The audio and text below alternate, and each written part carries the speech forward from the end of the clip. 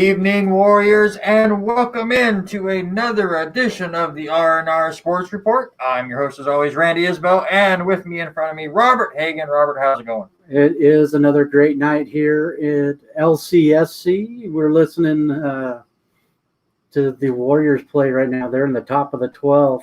Yeah, they couldn't get it done before we got started. Yeah, but Jack Johnson comes up big at the top of the 12th, hitting a two-run triple, and it is currently 6-4. Yeah, Warriors off to a good start to start the baseball season. We'll get into that. We got some basketball to talk about. Big baseball signing in Major League Baseball. Some rules changes that are going in with MLB as well. Daytona's this weekend. I just finished watching the Busch Clash. Luckily, that got done in time. We got lots to get to. Oh, tons to get to. But something happened on Sunday. Well, if that's what you want, if that's what you want to say, I mean, neither of us were right on what was happening on Sunday. That's for sure. I don't think either one of us thought that was going to turn out the way it was going to be. Not blowout fashion. Yeah, and you know, you and I talked, and we knew that it was going to be a tough showing for the O-line, but God, I didn't think it was going to be that bad. No, we all underrated what a banged up offensive line was going to do to the Chiefs. I thought it was going to be really close, but obviously we both picked the Chiefs to win. I was really tempted to take Tampa Bay, but I just couldn't do it. But wow, what a showing. 31-9, the Buccaneers over the Chiefs. And let's just get right into it as we look at some of the stats for Tampa Bay. And their offense was kind of ho-hum. For most of it, very methodical, what I was thinking they were going to be able to do. The moment they get the ball first and they punted, I was like, oh boy, you needed to come out and make a statement. And then they get Kansas City to punt, and then Tampa Bay punts again. I'm like, oh, they're losing all this chance. They got to jump on the Chiefs, and it just didn't work. And all of a sudden, late in that first quarter, CBS does the whole jinxing. It's the 10th Super Bowl for Tom Brady, and he's never had a first quarter touchdown. Oh, okay, never mind. Yeah, we'll fix that. Well, I think that was the first. We had the heads and tails that we didn't hit, but I think that was the first prop bet that you had gotten correct, was that they were going to mention his 10th Super Bowl over how old he was. I don't think they ever said how old he was until the very end of the game. I might have missed it. It was tough to keep track of all of those. I had my dad over, and it was him and me and Haley watching the game all together. We hooked up the Wii U, so Chase and Addie had something to do. They were doing the whole Wii bowling stuff, and it was fun to listen to them, and it entertained them long enough for us to watch the football game, so it worked out good. Tom Brady, 21 of 29, 201, and 3 touchdowns. And the crazy thing is all 3 touchdowns that Brady threw were by 2 guys that only went to Tampa Bay this year because Tom Brady went there. Yeah, who would have figured that Godwin wouldn't have got a touchdown, or Evans? Evans had 1 target. Yeah, 1 target, and you could see the frustration in a couple of the passes that are even coming off the field. They showed him a couple times. I remember looking and seeing the frustration in his face. I mean, dude, you got a ring, but you can understand. Right. That's what it is for receivers anymore.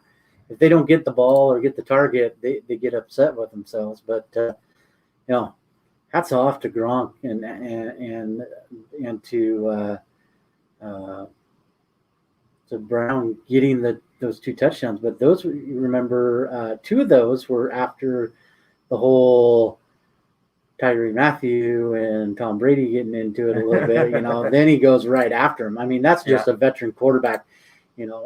If you're not, here's the thing, you and I have had the discussion many times about who we think is the best quarterback to ever play the game. I mean, in all sports and even in all of football, we went back and forth, and it kind of depends on where you're at. But I think after seeing this football game and how he takes those little things after one person gets fired up. You saw Matthew, how he was so fired up on the bench, and you see Spag goes over and talk to him. Tom Brady knew what to do. He went right absolutely. at him. I mean, he's going to target him, go straight at him. That just tells you how much he dives into the game and analyzes the game. Not only in the mornings, like they were talking, he sits there and he breaks down film. He's usually the first guy there 5-6 o'clock in the morning. But then how he analyzes the game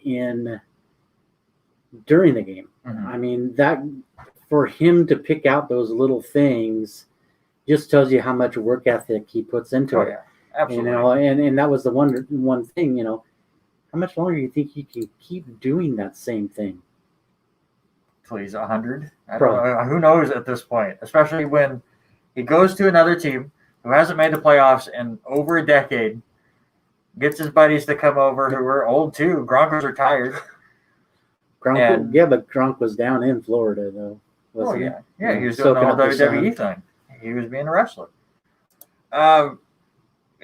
Speaking of the Tom Brady stuff and getting the Honey Badger all worked up, I know I saw a lot of complaints, especially early on in this game, about the penalties. There were 2 or 3 maybe calls that felt a little ticky-tacky. Other than that, it was not bad. I don't think it was a bad officiated game. No, I don't either. I agree. The first couple were a little like, really? And, it was a different second half after the officials. I mean, I didn't see it near as bad. It was all the second quarter. It was, every bit of it was the second quarter. But that goes into, Tom Brady taking advantage of the mental game of how, Kansas City was getting frustrated with stuff, and Kyron wanting push-off fouls, the 2 on Gronk, but you look at it, there was nowhere close. He just trying to reach for a penalty to try to get some momentum back in his. Rashad Breeland had a couple bad pass interferences. The one on Evans where he dives and grabs his leg because he was tripping up. Could Evans have gotten there? It looked really tough, but still, don't grab the guy's leg on the way down. And I just want to talk about that drive in general. Right. So Tampa Bay gets the ball, inside 2 minutes. I forget exactly the right time. And Kansas City is the ones calling timeouts. I think Tampa Bay had 1 timeout left. And Kansas City is calling timeouts for Tampa Bay. Right. There was about a minute left. And I guess it looked like Tampa Bay was just going to go into halftime. 55 seconds to go at their own 29-yard line. And they run Fournette up the gut, no gain. Kansas City calls the timeout. I kind of get that. But then the next play, to Godwin goes 8 yards. Now it's 3rd and short. And they call another timeout. Just at that point, just let's go into half. It's been rough. You're down 14-6. Just settle things down. You get the ball at halftime. It's going to be fine. But no, they call their second timeout. Tampa Bay gets the first down. Then they get the penalty on that long pass interference. Get even closer. You get Matthew with the pass interference on the goal line. Again, I don't know if it was catchable, but still, he completely stopped Evans in his route. So it's a good penalty. And then they go right to Matthew again with the Antonio Brown touchdown. That was the game right there. I agree with the first timeout, I think, a little bit more than I would the second one. The first one, they had a lot of field to cover. And they're taking a chance of being close, if they can hold them there. But the second timeout made absolutely no sense. You're already 3rd and short, like you said. It was being aggressive, but it was not the right time to do it because the offense wasn't doing anything. Right. This was the time that you needed to just go. They're giving us the pass. We're going to go into halftime, and it's extended halftime, so you need to do the fixing. Right, and I kind of agree with you. I mean, lick your wounds. Mm-hmm. All right, the first one, okay, timeout. Second one, no, come on, guys, let's be done with it. Let's get back in, regroup, and you're a little bit closer of a game, but. I really don't think that was really how the Super Bowl was even going. I mean, it comes down to, I really think, the offensive line and how much pressure Mahomes was under. But And I want to give credit to the defensive line of Tampa Bay, too. I understand you had a lot of backups in Kansas City. You lose your left tackle, and they had to rearrange that offensive line. But that defensive line, even against less competition, were fantastic in this game. And they talked about JPP and Barrett all week long. Mm-hmm. And if they got the pressure like they were planning, I think I read it was like a total of like 33 pressures, somewhere between. Yeah, I have the stat here.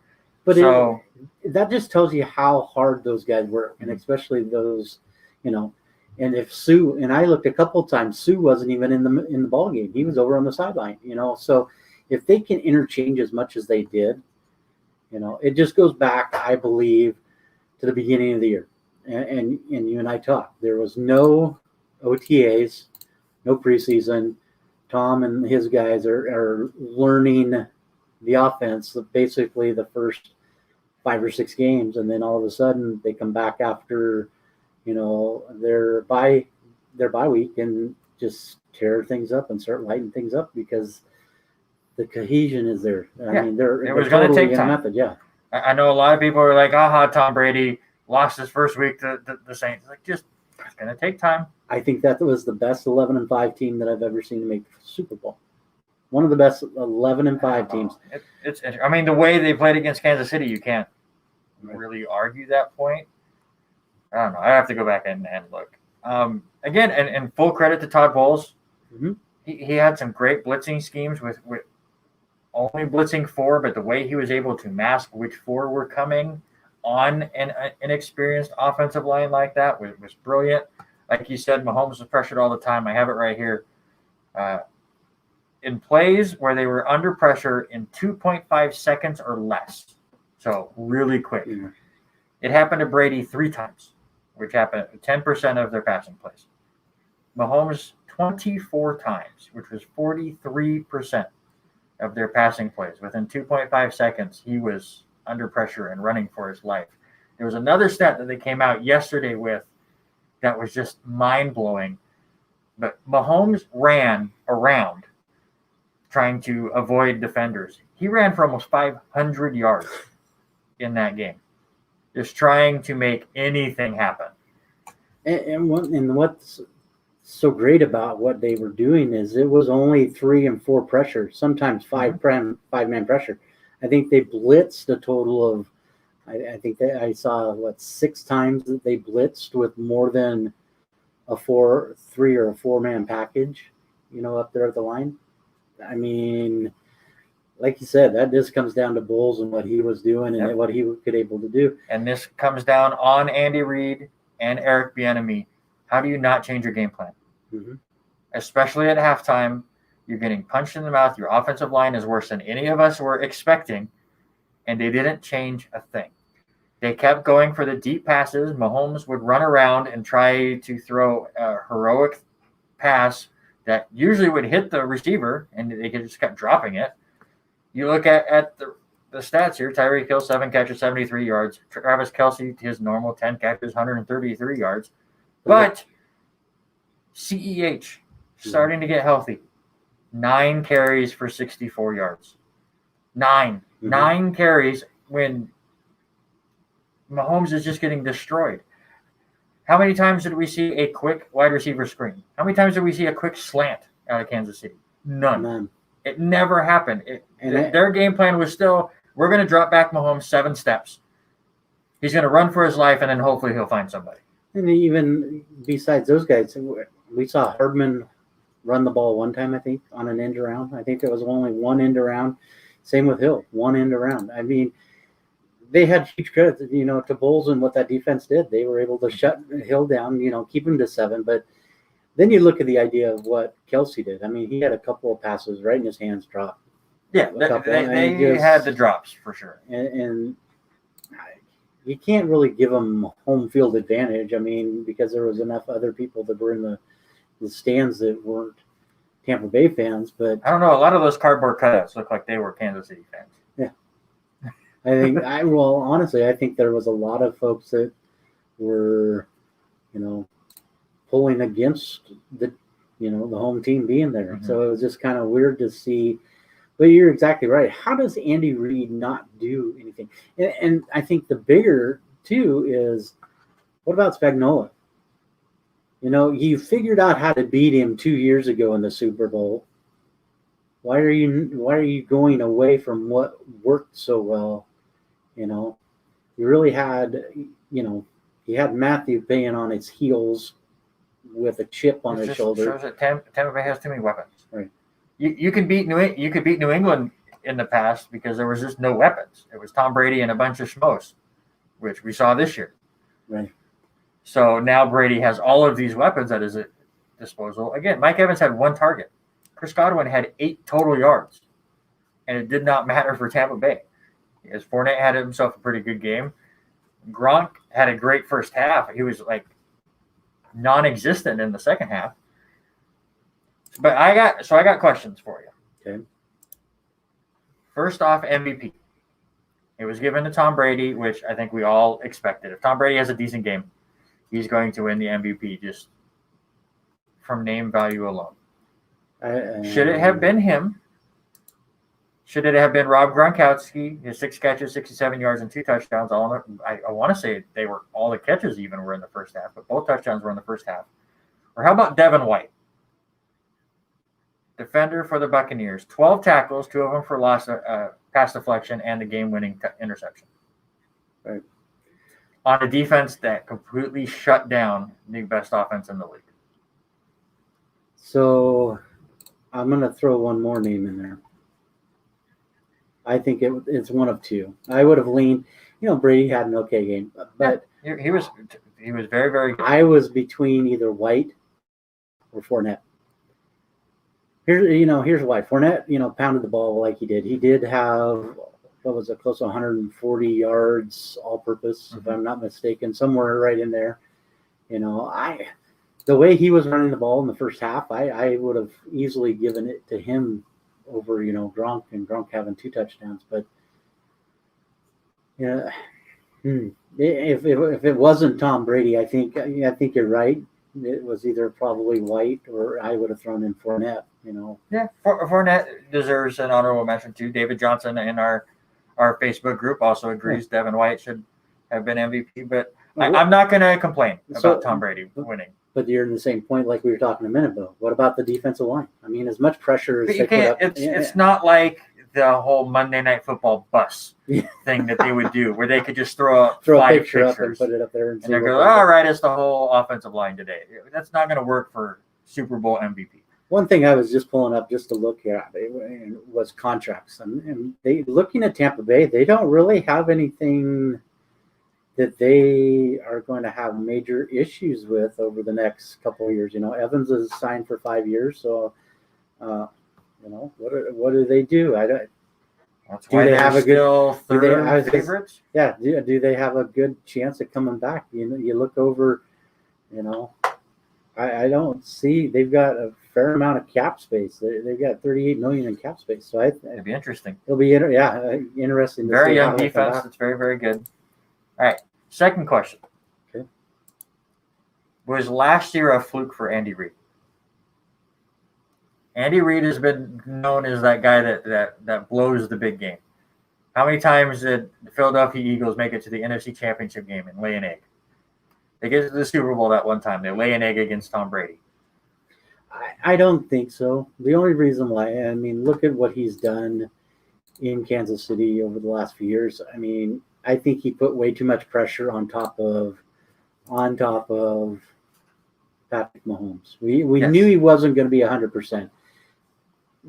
But you need to talk with the enemy and say, hey, this isn't working. We got to do something a little bit different. A lot different. And it just didn't happen. And so I don't think it was a fluke at all. But, how does Patrick Mahomes bounce back now, knowing that he's not – and I'm not going to say that he's not Superman, because he's a hell of a talent. Mahomes has got a great arm. He is going to be – and nobody used the term baby goat, but he's got they may have if they were winning the game. You can't call him baby goat when he's getting his face smashed in. But I think he is going to be the guy, the face, with Lamar, if Lamar can stay healthy, but he just did not look comfortable. But he hadn't looked comfortable from the injury in Cleveland. Even against Buffalo, he did not look that 100%. So, and again, this is not on Mahomes. Mahomes played his heart out, but he did everything he could. Right, but Reed should have went a little bit different, like you said, a little bit quicker play action, quick slants, something. Run a little bit more in around like you used to seeing with Hardman in there. Get Hardman and Hill a little bit more involved, But wide receiver screens with those two would have been great. Before I get to my last question, I want to hit on what David's saying in our chat as well. I agree. Todd Bowles was fantastic. As a Jets fan, I liked him as a defensive coach. I know a lot of people think he should get a second chance. I hope he does, but he just wasn't the best fit for the Jets at the time. I have no ill will towards Bowles. And I disagree as far as Andy Reid. I know that it was just a bad game against Sunday, but he has done that so many times with Philadelphia. But that brings up my next question. So everyone believes now, Mahomes, bad game, he's going to bounce back. He's going to be in so many more Super Bowls. So it's a two-part question. If Mahomes does not find Tyreek Hill, who the 49ers completely forgot about late in the fourth quarter for the big play, and they come back and beat San Francisco, and they lose that game, and then he has a rough one here. Again, not really his fault. Offensive line was terrible. Wide receivers are dropping the ball.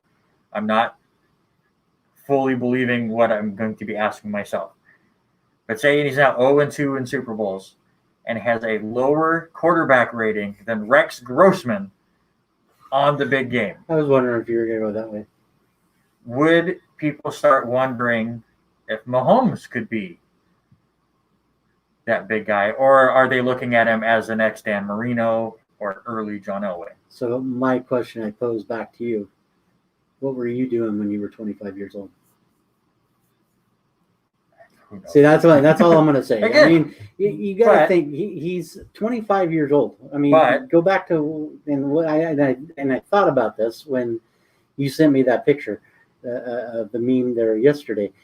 Is what were you doing when you were 25 years old? I can tell you exactly what I was doing. But here's the second part of my question, though, and you bring up a good point, and I totally agree with you.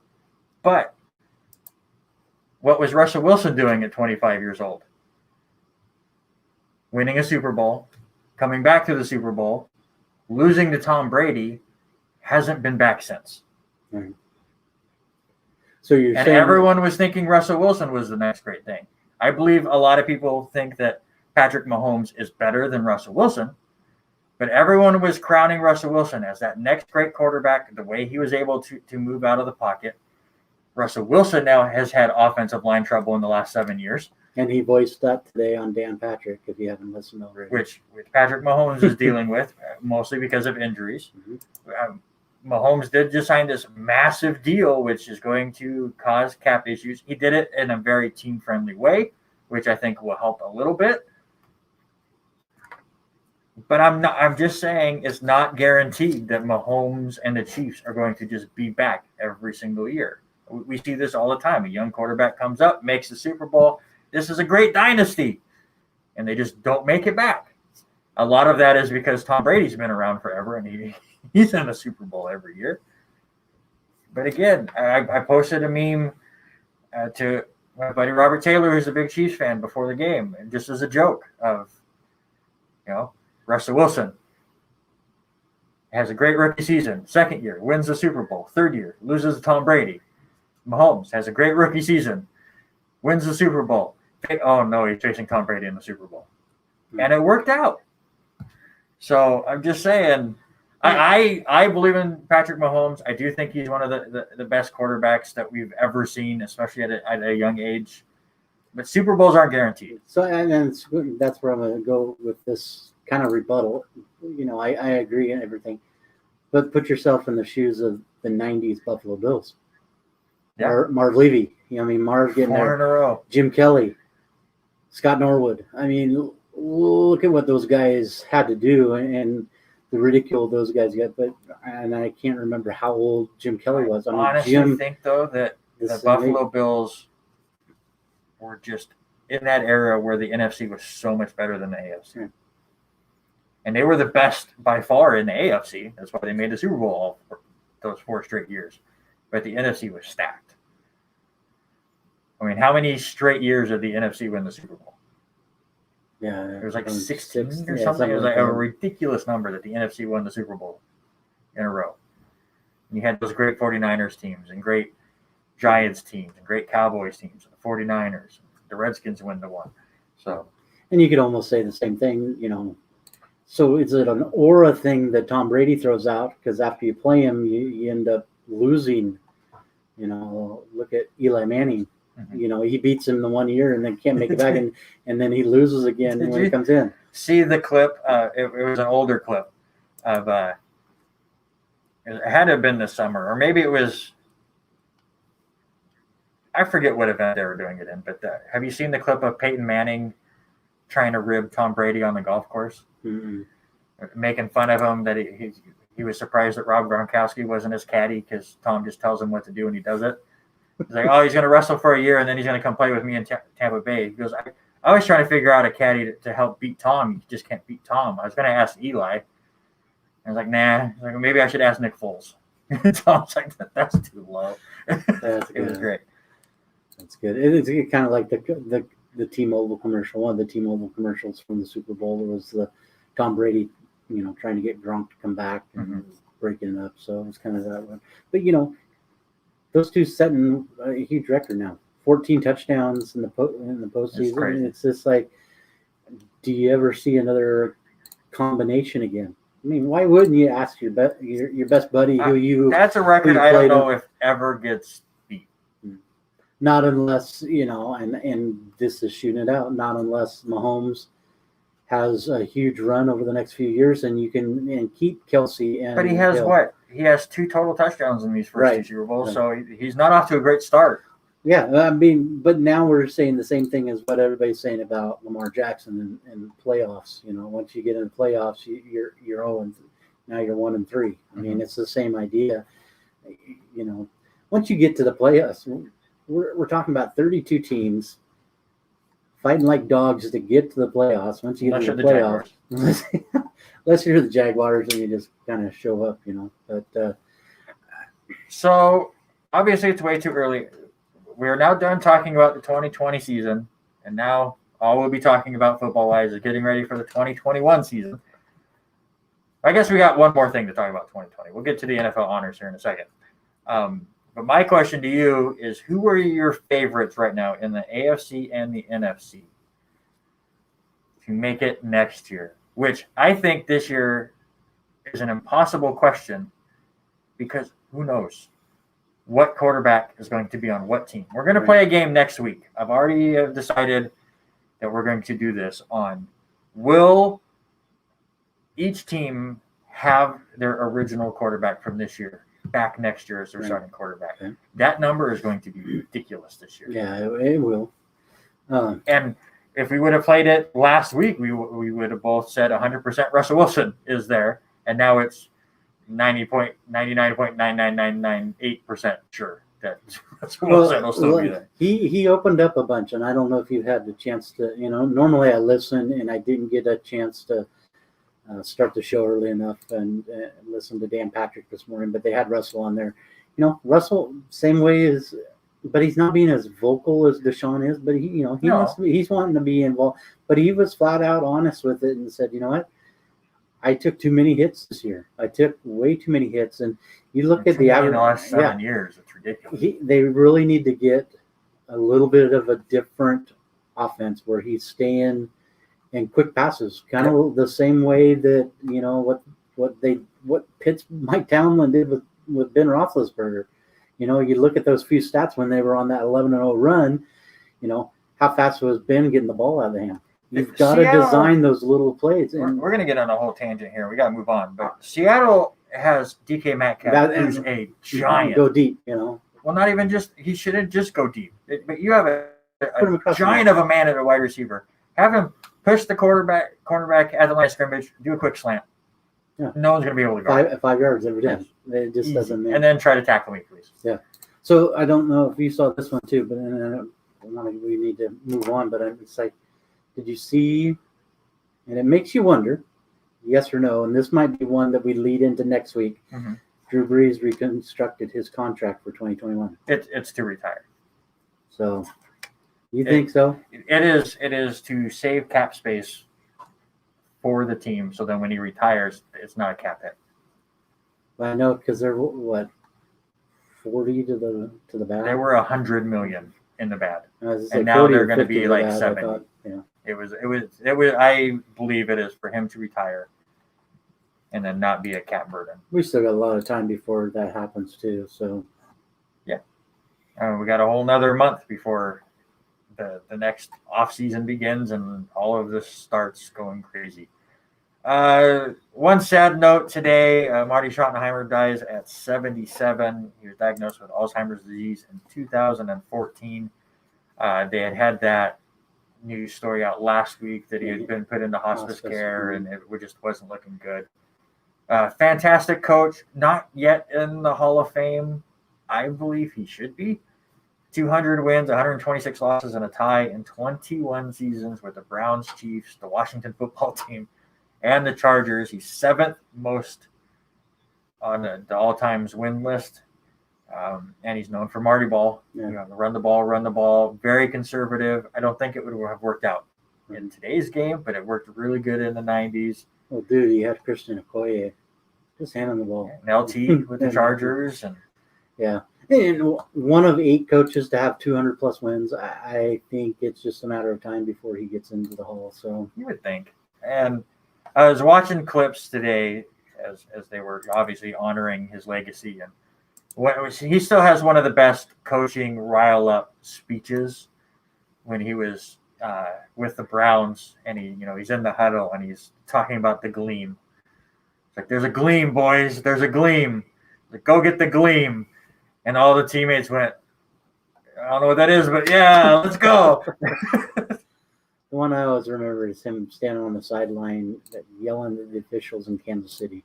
He really loved to get on the officials, but then he always said at the end of the game, I mean, he'd be the first one to go out to the officials and say, hey, heck of a game, great game.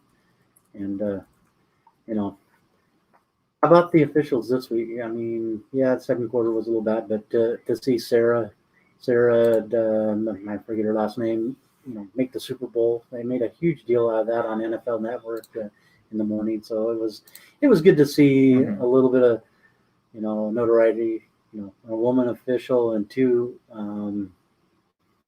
women coaches in the Super Bowl. I think it's time for a change. It's time for changing the guard. Let some of these fresh faces in there. Absolutely. All right, let's talk about the NFL honors that happened on Saturday.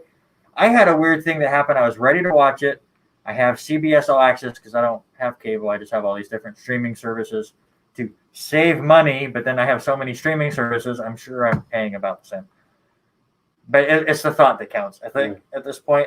But I got on my CBS All Access, and I think the show started at 6 or 7 Eastern time. And it was about that time, and I turned it on, and I'm watching something completely different. I'm like, what's going on? My stream said, nope, you got to watch it in 3 hours when it hits that time, West Coast time. I'm like, but it's blowing up with who's winning stuff. So I didn't get to watch it. But well, it's like I told you, I messed up when I was trying to watch the Nazarene LCSC game. I forgot, it's in Nampa, an hour 6 o'clock, difference. and it was an hour difference. I'm like, I missed the entire first half. Oh, man. I will get to that game. Tristan too. Bradley and Jake Albright are going to kick my butt because I didn't watch it the right time. So let's go through the ones that weren't surprising at all. Offensive Rookie of the Year and Rookie of the Year goes to Justin Herbert. I know you had Justin Jefferson on there. But the only reason why I did that is he had a heck of a season, but he's very worthy of it. He's very worthy of it. You look at the 3 main rookies that we talked about this year, a lot was Jefferson, Chase Young, and Justin Herbert. Yep. We said those names every week almost. And as you said, Chase Young wins Defensive Rookie of the Year, Defensive Player of the Year. We both thought it was T.J. Watt, and I still think he got snubbed. He does win the Deacon Jones Award, but Aaron Donald wins it already for the 3rd time.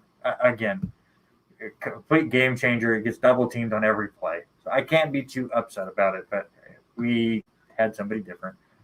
Same thing here. I thought it was going to be Travis Kelce, but Derrick Henry ends up winning Offensive Player of the Year. again, I'm not going to argue that long about it. And then the most no-brainer of all of the no-brainers, Alex Smith wins Comeback Player of the Year. I mean, we all knew that. Assistant Coach of the Year goes to Brian Dable of the Buffalo Bills. Coach of the Year still goes to the Cleveland Browns, Kevin Stefanski. I picked somebody else, but I can't. Even with gone for COVID, I mean, he was still able to come up and coach really well. The clutch performance play of the year, of course, was the Hail Murray. I think we all were expecting that. Walter Payton Man of the Year. Congratulations to Russell Wilson. I've seen he does so much stuff around here, so it was nice to see him win. Even though I hate the Seahawks, Russell Wilson seems like a complete stand-up guy, and I can hate the team. I'm not going to hate him. Mm-hmm. And then, of course, Aaron Rodgers runs away with the MVP, which we both had expected. We did, but the one thing that I've heard a couple people say, and I had one message me the other day, said, "Well, how come we don't put Derrick Henry in there?" He's not a quarterback. Well, that's the thing. Here it is. Even though you get 2,000 yards, and I know Rob Dunn, he's probably listening. He's a huge Tennessee Titans fan, and I watched a lot of games with him over the last 2 years, and he's huge on Derrick Henry. What do you have? 1,600 last year, 16 or 1,700 last year, and then 2,000 this year. But tell me how you go up against a guy that throws 5 interceptions and 48 touchdowns. I mean, he had a great year. He just had a monster year. So, and obviously that was Green Bay's plan when they drafted the quarterback in the first round, because they knew it would just piss off Aaron Rodgers, right? That was what they were doing. Hall of Famers got announced. Part of the thing that I'm kind of glad I didn't watch that show live is they really split it up. It was like one at a time instead of just here's everybody going, which I guess technically works because you really got to see the reactions when I can't remember that guy's name, but the Hall of Fame leader that comes and knocks on their door and stuff. David. I shared it in the video on our Facebook with Peyton Manning. They do some really clever stuff. But offensive lineman Alan Faneca, former Jet. I know everyone remembers him as a Steeler, which they should. But he was on the Jets. Head coach Tom Flores, a scout member Bill Nunn. A couple wide receivers get in there. Detroit Lions, Calvin Johnson's, and Dallas Cowboys, Drew Pearson. And then, of course, defensive back Charles Woodson, safety John Lynch, and the no-brainer quarterback Peyton Manning. So those are your 8 this year into the 2021 Hall of Fame class. Obviously, I don't know who Bill Nunn is as a scout, but he's probably the only name that I wouldn't say confused by, just because obviously, as a NFL fan, we don't know the scouts. Right. So I know zero people on here that I've known one NFL scout in my entire life. He lived here. I went to school with his daughter. He was major scout for Washington Redskins for a long time.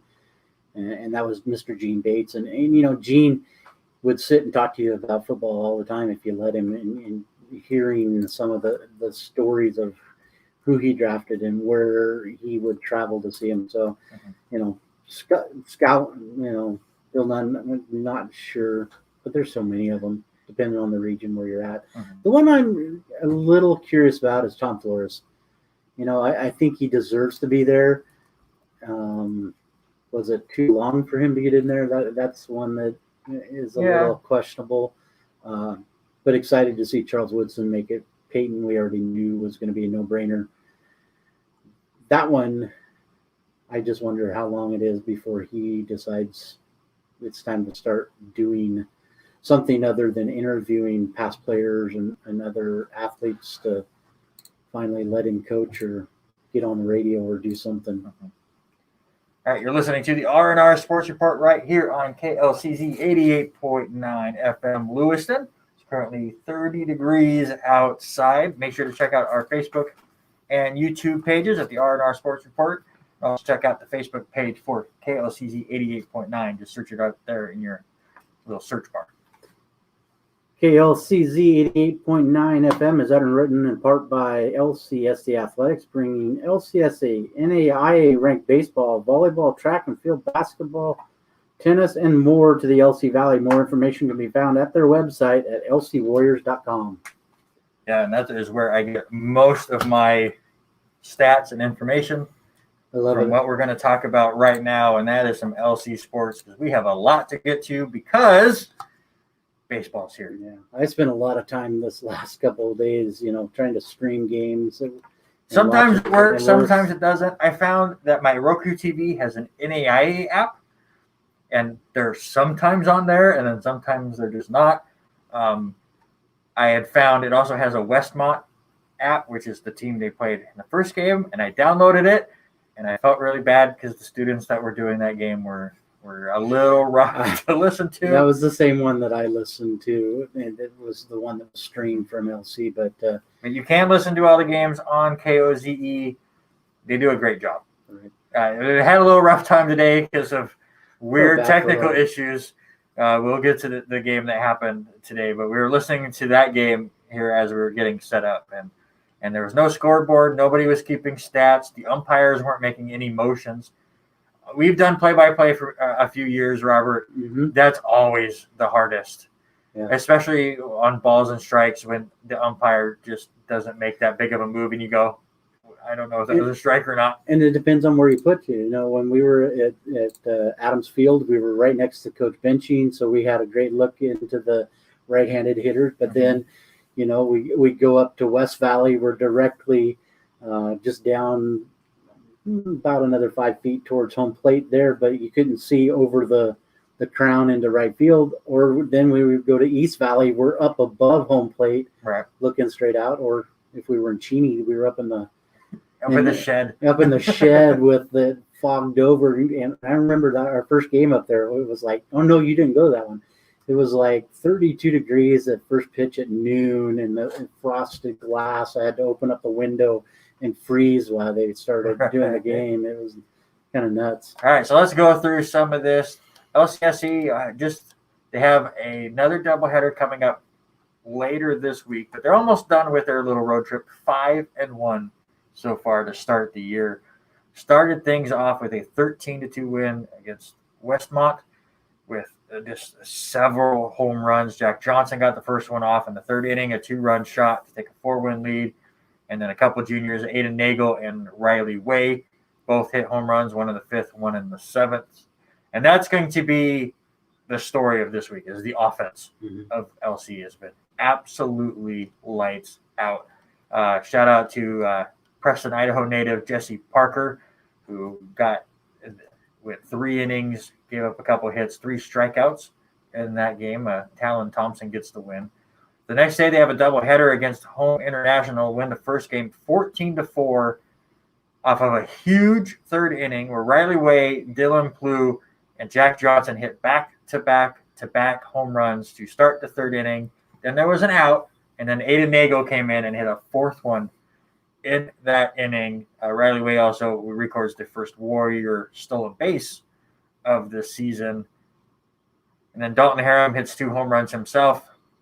5 RBIs in the game, 1 in the 7th, 1 in the 9th. Again, another 14 runs. So 27 runs scored in the first 2 games for the Warriors. And then playing a doubleheader kind of got to them. They lose the second game. It was only a 7-inning game, but they lose 1-7. Luke White with a solo home run in there. But still, very, very good start. Mm-hmm. Very big offense. Then you go to the 6th. They play San Diego Christian. Up 6-0 after 5 innings and add in a 5-run ninth to this win that one 12-2. Pitchers combined for a 1-hitter through 13 strikeouts, including Alec Holmes, who's just a redshirt freshman. 5 innings pitched, gave up no hits, walked 2, struck out 7 on just 76 pitches.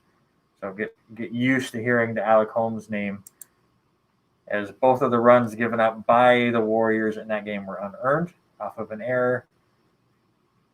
And then the big one yesterday, Arizona Christian, who they're going to have a doubleheader with on Friday. They had lost their only meeting with them last year.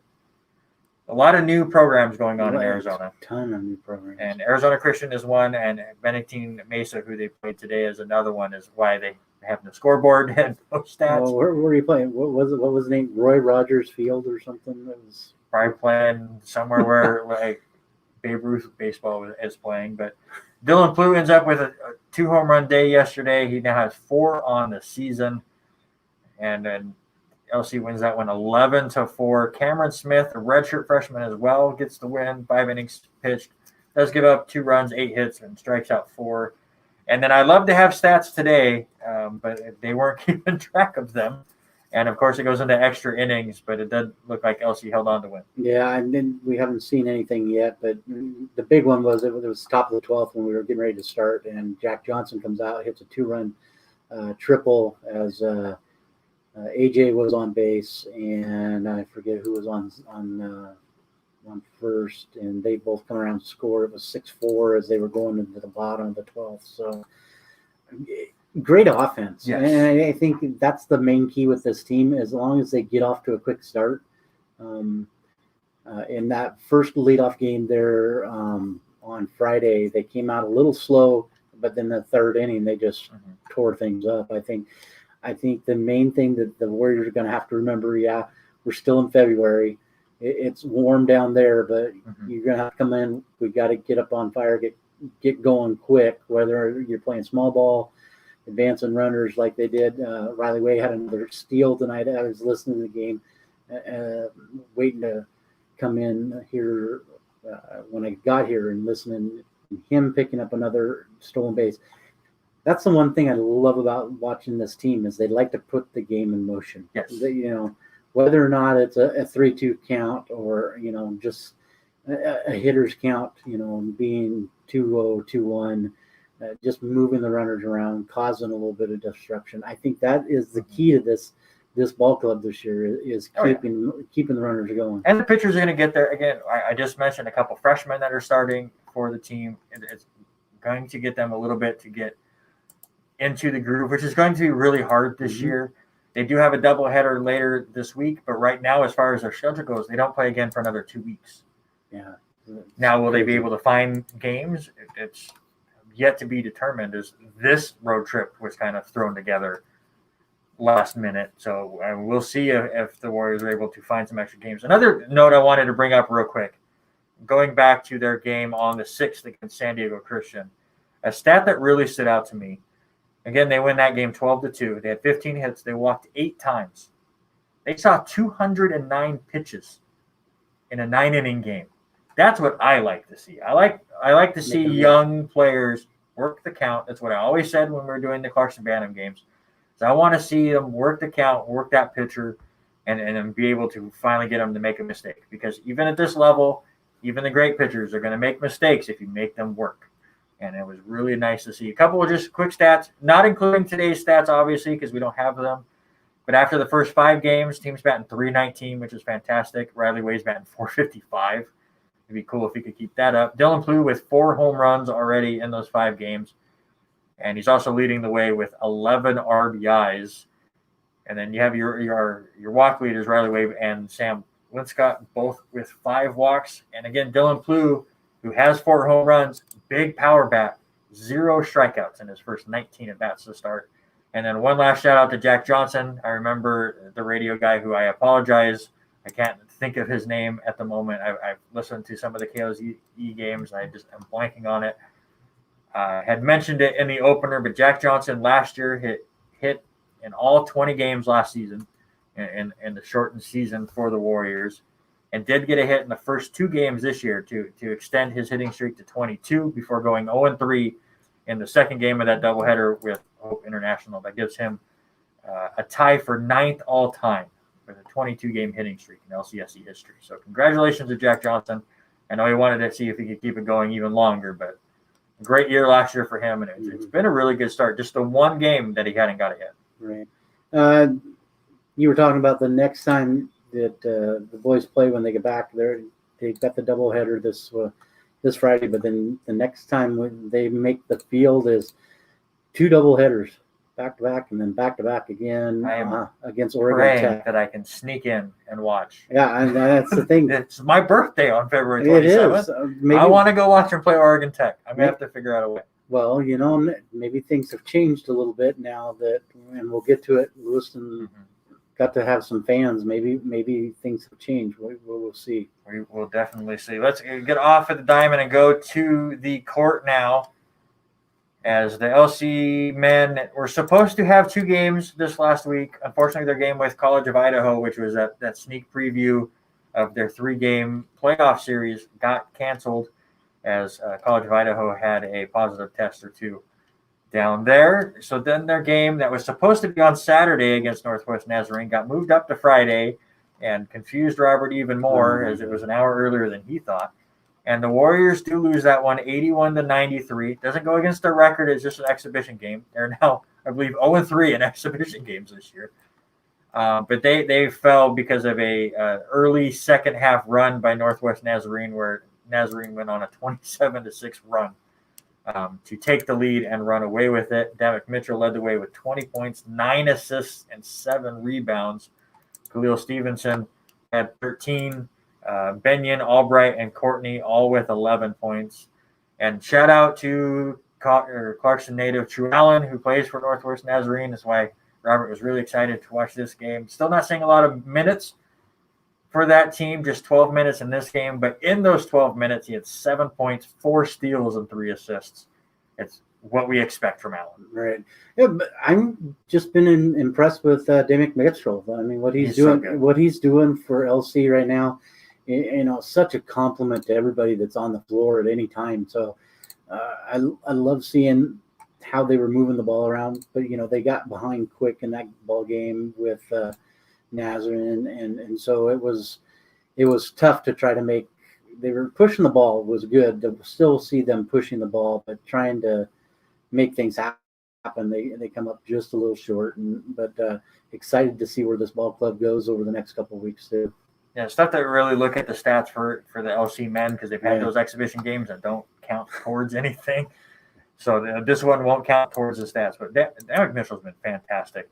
On the women's side, they sweep their 2 games this week. They're now 9-4 on the year. They won 4 of 5. They defeated Eastern Oregon 79-61. Kiara Berlars leads the way with 24 points and 9 rebounds. Jansen Edmondson has 11 points and 8 assists herself. And freshman Maddie Holm, 8 rebounds in just 19 minutes. She has 14 total rebounds in the 2 games this week, and she shot 8 of 16 from 3 all year. So she is a fantastic player herself, doing a great job on the boards. So congratulations to her and the Warriors for winning that first game. And then their sneak preview with College of Idaho goes in the way of the Warriors. They win that one 76-57. Senior Jansen Edmondson leads the way with 20 points. That's her career high and 7 straight games for her in double figures. She was also named the player of the week in the CCC for the 2nd straight week.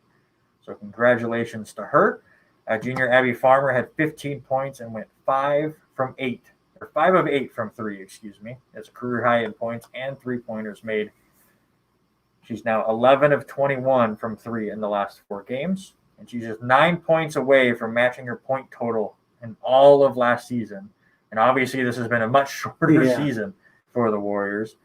She played in 31 games last season, had 0 starts, has played and started in 13 games this year, and averages just 10 more minutes, and is already ready to surpass her point total. So congratulations to her. Bellars in this game had 15 points, 12 rebounds. It's her career high in rebounds, averaging almost 9 rebounds a game in the last 5. Just fantastic. And friend of the show, Abby Johnson, 14 points, 5 rebounds, and 5 blocks. Hit her first 3-pointer of the season. Makes her 1 of 16 on the year, but she was able to finally get off the schneid and get that one as well. So the women do a great job, get their 2 wins. The men struggled in their game, but it didn't count. So that's fine, right? And hopefully we can start seeing some ones that count. What is it, next week that the 3-game playoff starts? 21st. Maybe it's the week after. I'm going to double check real quick. Next weekend was what the dates I had stuck in my head. So for them to get into the February 18th is game 1. So a week from Thursday. And I believe the women are the day before. I believe they're the 17th. Some more LCSC sports for you. Women's tennis had a rough weekend. They're playing a really hard schedule. Maybe it's the week after. Jeez. Silly thing. Just leave it plugged in. Why are you messing with things over there? But they're playing a really tough schedule for how young they are. They play both Boise State and Idaho State, which is both games 0-7. But again, very young team. I was looking at the roster yesterday. 0 seniors and just 1 junior on the team. So a nice way of getting them just right under the fire. Yeah, right. dump them right in there and let them see what happens. They have a doubleheader on Saturday where they take on College of Idaho at 9 in the morning and then Whitworth at 1 p.m. LCSC does dominate both of those series, so let's see if the young LC women can get things going there. And then just a quick look at your LCSC Sports schedule for this week. It's a big schedule this week. There's a lot going on. A ton of stuff going on. And it's just getting better. We got other sports getting ready to start in a week or two. It's going to be fun. I'd love to try to sneak in tomorrow. I mean, do you think we could get a badge? I don't know. It's a little tougher when you go inside. Yeah. But tomorrow night at 6 p.m. here at the Activity Center, your LCSC men will take on Multnomah. There you go. Their only matchup was December 17th, 2018, where the LCSC men won 124-78. Adamic Mitchell was on that team, had 11 points and 11 assists in that game. And the bench for the Warriors had 77 points. Let's see if they can match that. Yeah, it'll be interesting. But, Multnomah, one of those small colleges down there in Oregon. So it'd be interesting to see how Bradley and Jake and Mitchell go up against this group. And then Thursday, they will be playing that same team again. Another 6 o'clock start here at the Activity Center. So a nice doubleheader for the men's basketball team. On Friday, we have cross country here at LCSC at the cross country trail. It's the LCSC Winter Invitational 1. They have 2 of those this year, and this one will be at 1 p.m. on Friday. Baseball will have their doubleheader against Arizona Christian, who they were able to defeat on Monday, 11-4. Game 1 will be 2 p.m. Game 2 will be at 5 p.m. And the women's basketball team will take on MSU Billings at 6 p.m. And they split a doubleheader against that team January 29th and 30th. And then on Saturday, the women will play them again at 2 p.m., also at the Activity Center. I already mentioned the women's tennis team will take on College of Idaho and Whitworth. Those will both happen at the Lewiston Tennis Center. So lots happening here at LCSC. And then on Sunday, the men's tennis team will have their first matches of the season as they will take on Whitworth here at the Lewiston Tennis Center. As LCSC has won the last 5 against Whitworth, and they are 19-1 all time against that school. So we'll see if they're able to get off to a hot start as well. And again, I was looking at schedules. Golf's coming up next month. There's track and fields getting ready to come back. Sports are here in a hurry. So we're going to have lots to talk about.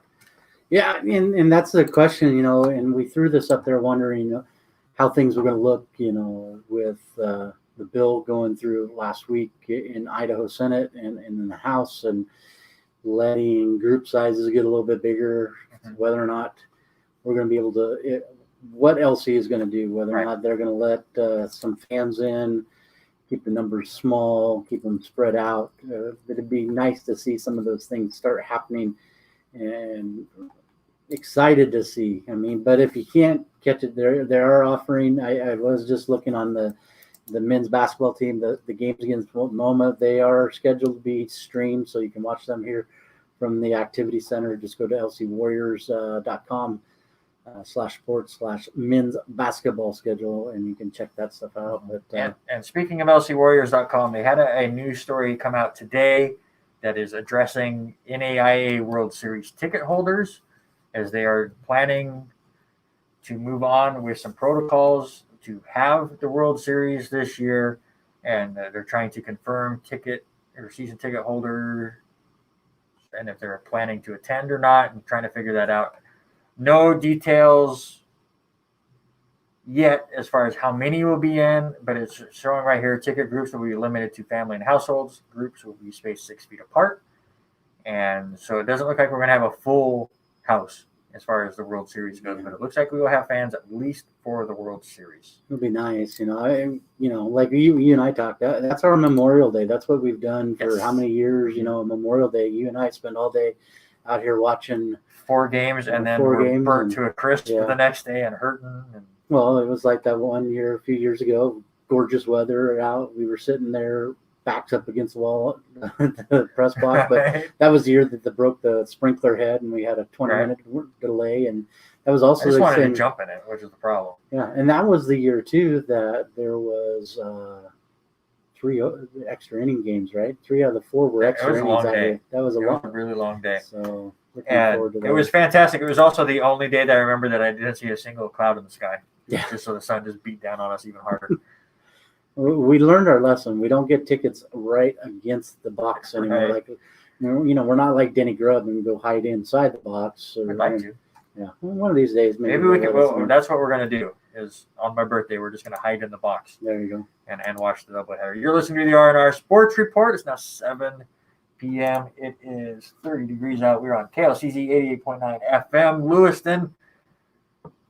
Check us out on the R&R Sports Report Facebook and YouTube pages, and check out KLCZ 88.9. Just search that in your search bar on Facebook and join them as well. Still working on trying to get us on that page live. It's just a little working process. We have a meeting next Wednesday, so hopefully soon. You're taken care of. All right, Robert, it's your turn. Let's talk some local high school. Well, we are getting fired up. Well, first off, we'll kick off with the boys as they had a game this past week, and they went up and avenged a huge loss by laying the smackdown on Lake City. You have been watching a lot of wrestling. I did. I tell you what, though, in this game, Lake City wasn't the team last year to beat, but they are currently sitting 4th in the 5A, and Lewiston was hosting this week and come back to win this one. They were down 8 in the 4th quarter, but come back and win off of big games from George Forsman. He had 13.7 rebounds, along with Cash Lang. He had 13 points here on senior night. The Bengals end up winning that one 63-58, but they had lost to Lake City back on the 19th and lost by 29. So it was a great change of scenery for those guys. So interesting to see what happens. The boys are going to be back in action on Friday as they will travel up to Post Falls and take on the Trojans, who are 11-5. Friday night, 7 p.m. It's a league play game. And then they'll have one more game against Moscow. It'll be the final regular season game for the Bengals. Moscow just 4-6 on the season, as they've only had a few games. They've been hit by the COVID bug a bunch up there in Moscow. That is a non-league game that'll happen up there at Lewiston High School on Tuesday while we are on the air next week. Mm-hmm. Hopefully we'll get some score updates on that one. We'll travel over to the girls' side. This past week, the girls started the 5A district tournament, and they were up in Coeur d'Alene. And Coeur d'Alene being the number 1 team in the 5A in the state of Idaho, 17-1, 12-0 in conference play, took a 15-point lead in the first quarter. And Lewiston was having to just try to scrape by and get back into that one. Madison Simmons of Coeur d'Alene had 16 points, as well as Katie Wessel's Lewiston also having 16 points. The girls do end up losing that one big. We won't even talk about the score. It was not pretty. Girls tonight are in a loser out game up in Post Falls. They tipped off at 6:30. Got a quick score update from Lewiston High School athletic director a few minutes ago. It is 22-12. Post Falls is up with 2 minutes left to go in the first half. Hopefully by the end of the night, we will get a final score on that one. That is a win or go home for the Lewiston Bengal girls. Genesee avenged a loss against Lapway and give Lapway their first loss of the season and end their 34-game win streak. 34 games that Lapway had won and lose that one 73-57. Claire Osborne comes out, shoots unbelievable in a double-double, scoring 31 points, 19 rebounds, and 4 steals. Bailey Leisman from Genesee also with 21 points. For Lapway, Lauren Gould scoring 12 points. But I think the biggest story there in that one is that Genesee held the Sabota girls, both Glory and Grace, to a total of 13 points combined for Lapwai. When Glory and Grace are not scoring, that you got to get a little worried. So great game plan by Genesee to beat them. Lapwai girls now 18-1 on the season. So one little note here, Moscow's Tyler Skinner has decided to sign with the University of Idaho, playing football up there. He will be a Vandal next year, so look for that. We've got a little bit of interest. My buddy Jared Granger, you've met Jared, and I'm good friends with his mom and dad, and he is starting to get some looks, one from up in the Great Lakes region. So I'm excited to see. He still hasn't signed his letter of intent, so hopefully we'll know that here in the next few weeks.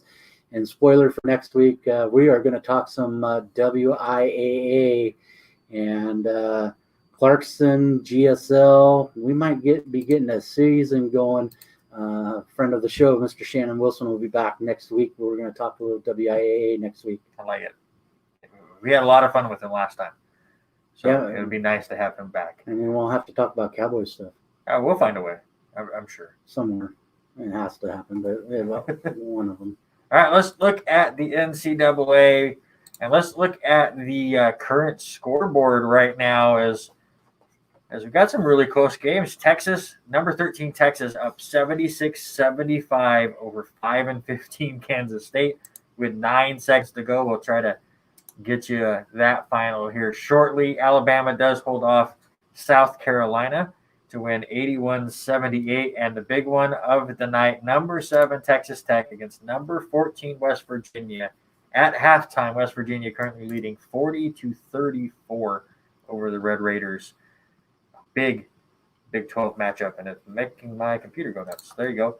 Top 5 right now, Gonzaga and Baylor still 1 and 2. Baylor starting to gain a couple more first place votes. But what's weird about that is now they've had 3 games postponed. And how are they getting more votes? You know, and I understand Gonzaga's only played 1 game this last week, but still, how are they getting more votes when they've now had 5 games in a row that they have been because Gonzaga still hasn't played anyone since December. Yeah. From no. But let's see. Michigan moves up 1 spot to 3rd.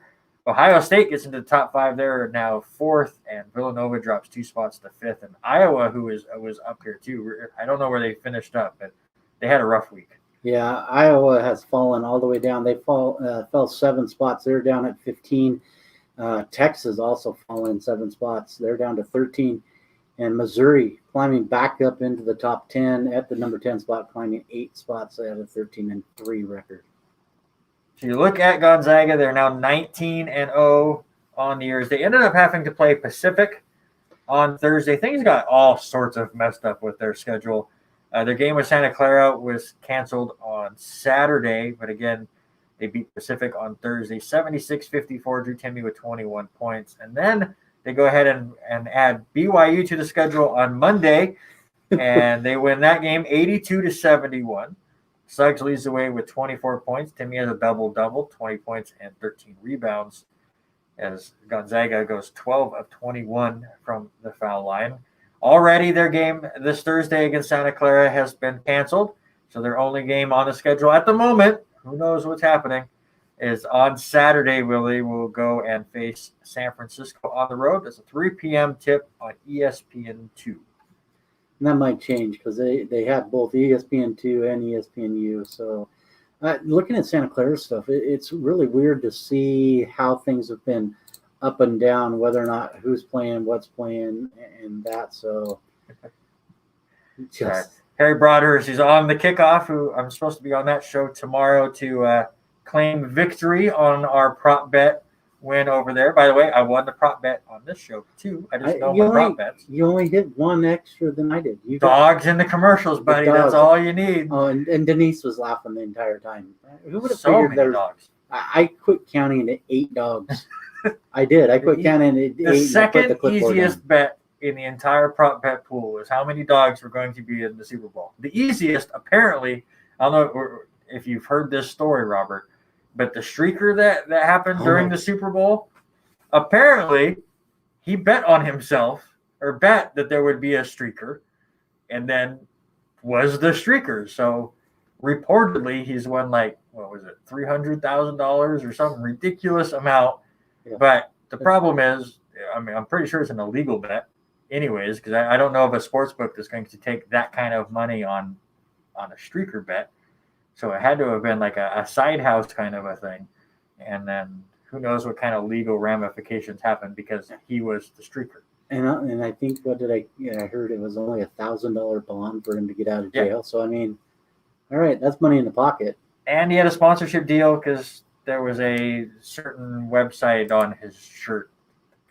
I don't know. Did you see the ugly spandex under kind of wrestling sling? I haven't looked. I didn't look that closely. It was just an interesting story that came up because prop bets were fantastic for me. Yeah. Other than I couldn't get the Gatorade color. And we had to go to a Twitter account just to find it. A long shot. Come on, CBS. That's the most important part of the Super Bowl. Gonzaga women. Let's get back to basketball. They move up 2 more spots as they are now 16-2 on the year. They move up to number 17 as they are first in the WCC. Looks like they're going to win the regular season. They are 3 games up on BYU as they beat BYU 63-56. They have 2 games scheduled this week. On Thursday, they will host San Francisco at 5 p.m. And then on Saturday, they take on Santa Clara at 2 p.m. Yeah, we look up on the Palouse. The Cougars men knock off the Oregon Ducks and win that one by 3, 74-71. WSU led at halftime by 5, shooting 8 of 16 from three-point land and 4 of 16 in the first half. That's just crazy to think of, from the field. Isaac Bonton leads the way with 23 points. Noah Williams along with 14 points. But I think the big thing is how they finished. The Cougs finished the night 21 of 49 from field goal range, 10 of 22 from three-point. They either are going to the hoop, very crazily, or they're shooting the 3-ball all the time. It's tough to see and watch.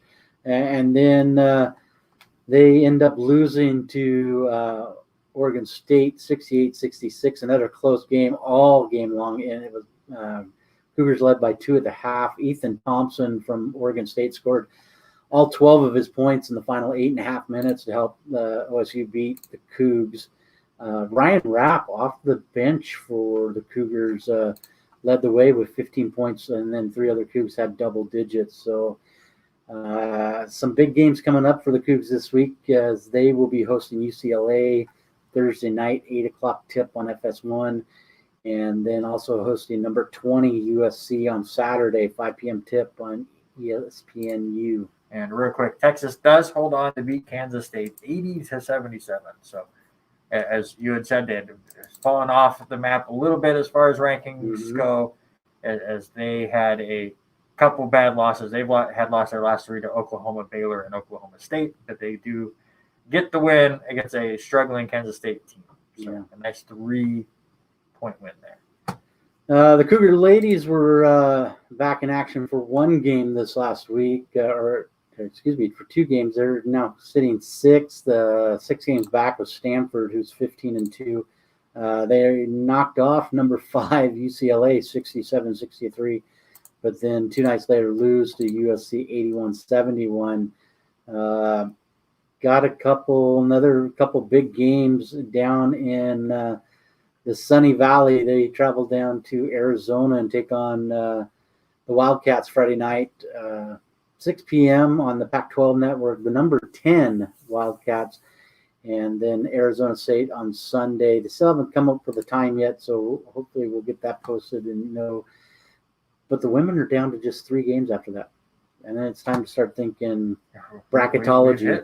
We haven't really dove into any bracketology yet, as things are still all over the place with some of these guys. It's so hard as far as just, again, I'm a big college basketball fan. I love this time of year now. This is usually when I'm wrapping up watching more, but I usually am watching games throughout the fall and the winter. And it's just been so hard this year with all of the cancellations and will it happen or won't it happen? So I don't even know as a bracket right now. I'm hoping to watch more games as we get into it now that the NFL is done. But I'm going to close my eyes and pick on the bracket, I think. Yeah, I mean, you see how many games have been canceled, moved around, shifted. I mean, who would have figured Gonzaga was in playing against Pacific, the last minute add to BYU.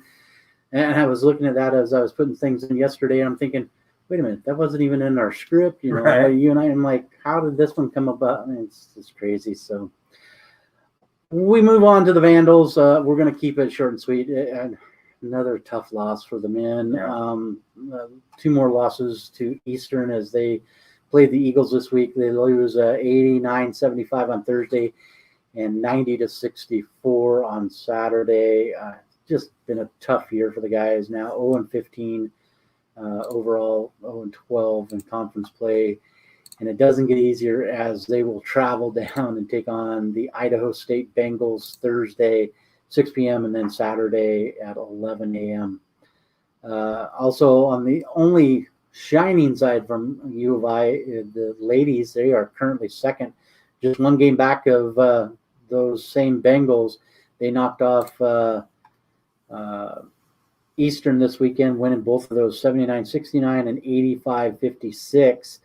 There's a big chance that they can take over the number 1 spot in the Big Sky if they can have back-to-back wins this weekend over the Bengals. They will be hosting on Thursday at 6 p.m. tip and Saturday noon tip. So there's a huge chance that the Idaho Vandal ladies can take over the number 1 spot in the Big Sky. And if they can, that would mean that there's a very good chance that Idaho, Gonzaga, and WSU are all in the women's tournament this year. That'd be awesome to see that happen. Crazy.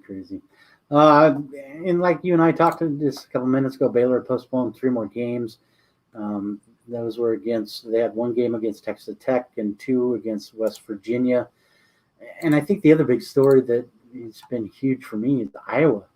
What has happened to Iowa over the last couple of days? You know, them losing kind of their funk that they've been on, slipping now out of the top 10 of the standings. It's because I started watching them, I think. I watched the game, the Ohio State-Iowa game this week. It was very, very entertaining. Ohio State won that one 89-85.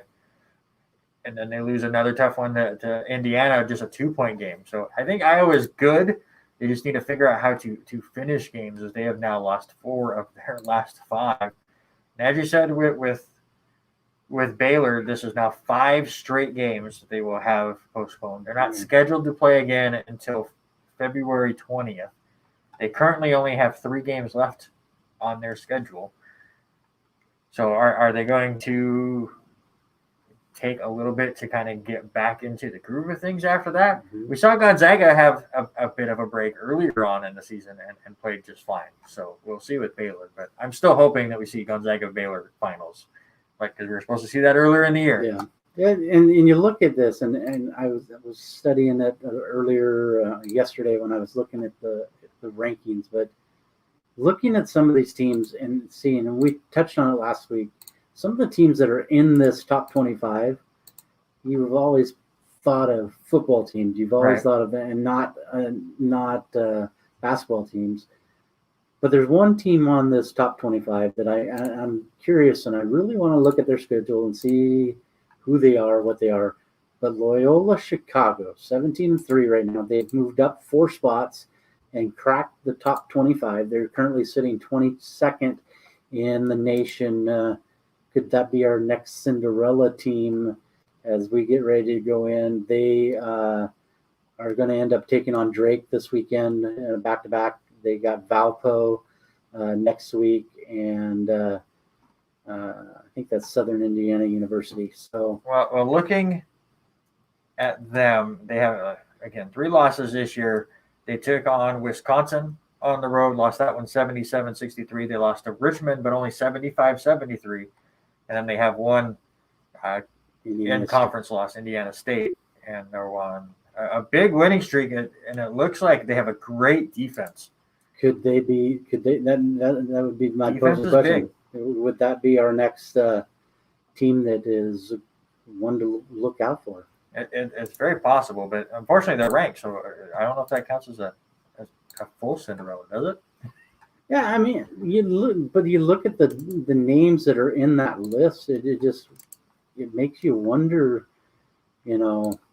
Does Duke sneak in? You've got Colorado on the outside looking in. You got San Diego State. Well, just to show you about being, an underdog right now, Joe Lauren. I'm gonna blank on his name.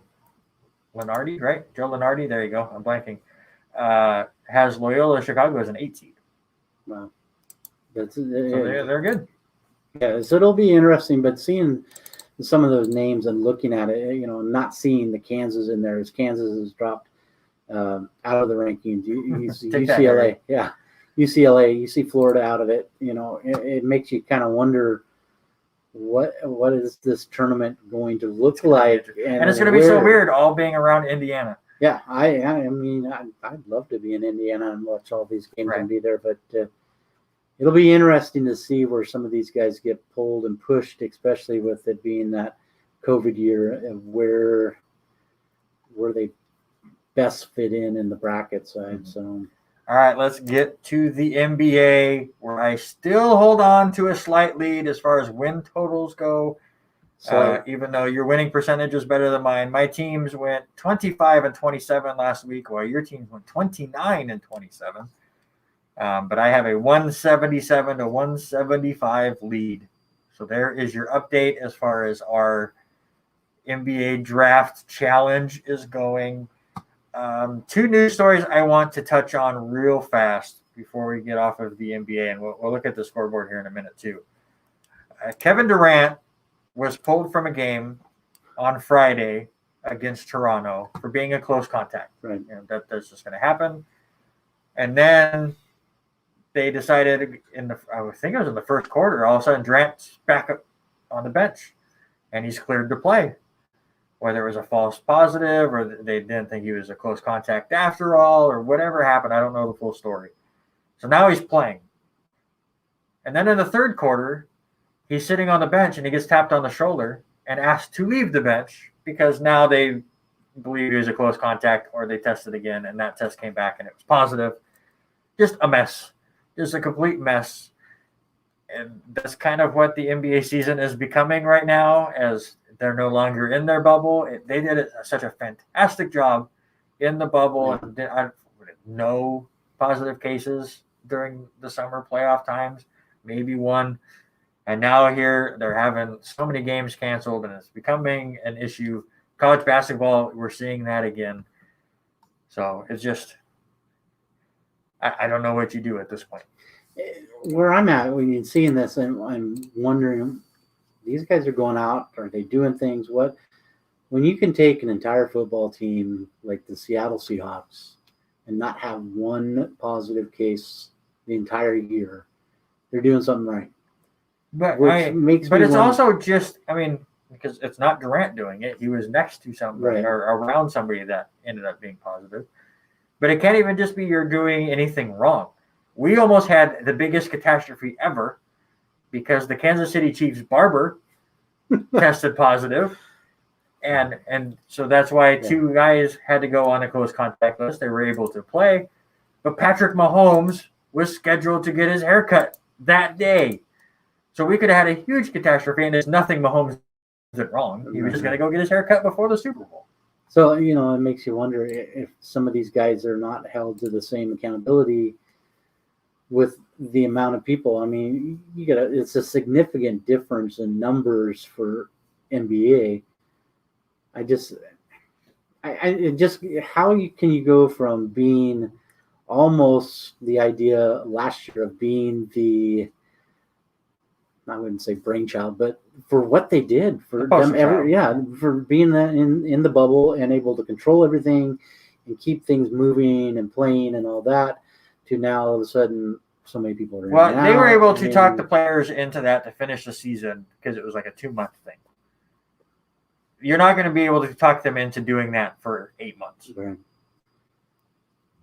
It's just it's sad, and I understand part of it to get them back into locations. But look at how many places that are not getting fans still, and they're still not. And then when you get fans, you get them yelling at LeBron James, and you got to leave the floor because. Great video. That was a fantastic video. And then the other news story I wanted to touch real quick is the Detroit Pistons trade former MVP Derrick Rose to the New York Knicks. So Rose will now reunite with Tom Thibodeau from their Chicago Bulls days. The Knicks trade guard Dennis Smith Jr. and the Hornets 2021 second-round pick, because NBA teams draft trade picks like they're candy. Rose was with the Knicks in the 2016-17 season, and it did not go well at all. But he did play today, 20 minutes on the court for Derrick Rose, scores 14 points in a loss for the Knicks to the Miami Heat, 98-96.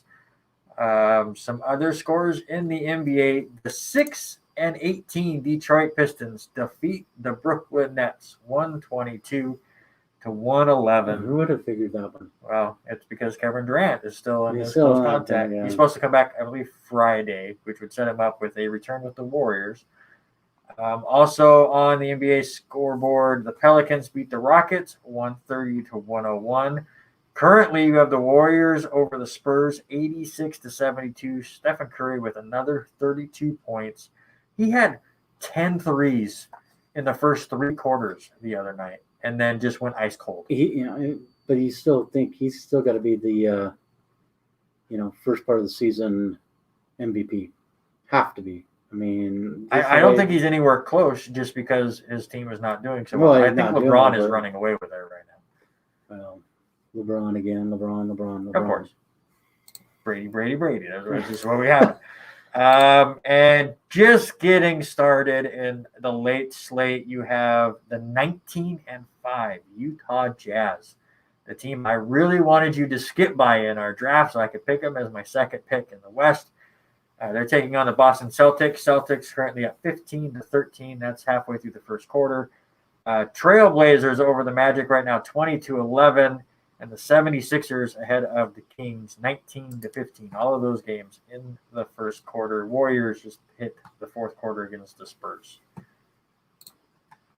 You are listening to the R&R Sports Report right here on KLCZ 88.9 FM Lewiston. Currently 29 degrees outside, just getting colder as we do this show. Make sure to check out our Facebook and YouTube pages at the R&R Sports Report. And go searching for KLCZ 88.9 in that search bar on Facebook as well. If you're a student here at LCSC and you want your voice heard, the Associated Students of LCSC are here to listen. If you need funding for your student club or campus event, want to voice your opinion on how student fees are spent, or just want to help out with the student government, the ASLCSC office is located in room 221 of this Student Union Building. All students are encouraged to stop by and say hi to their student reps anytime, or to join council meetings on Tuesdays at 4:30 in the Senate chambers next to the office.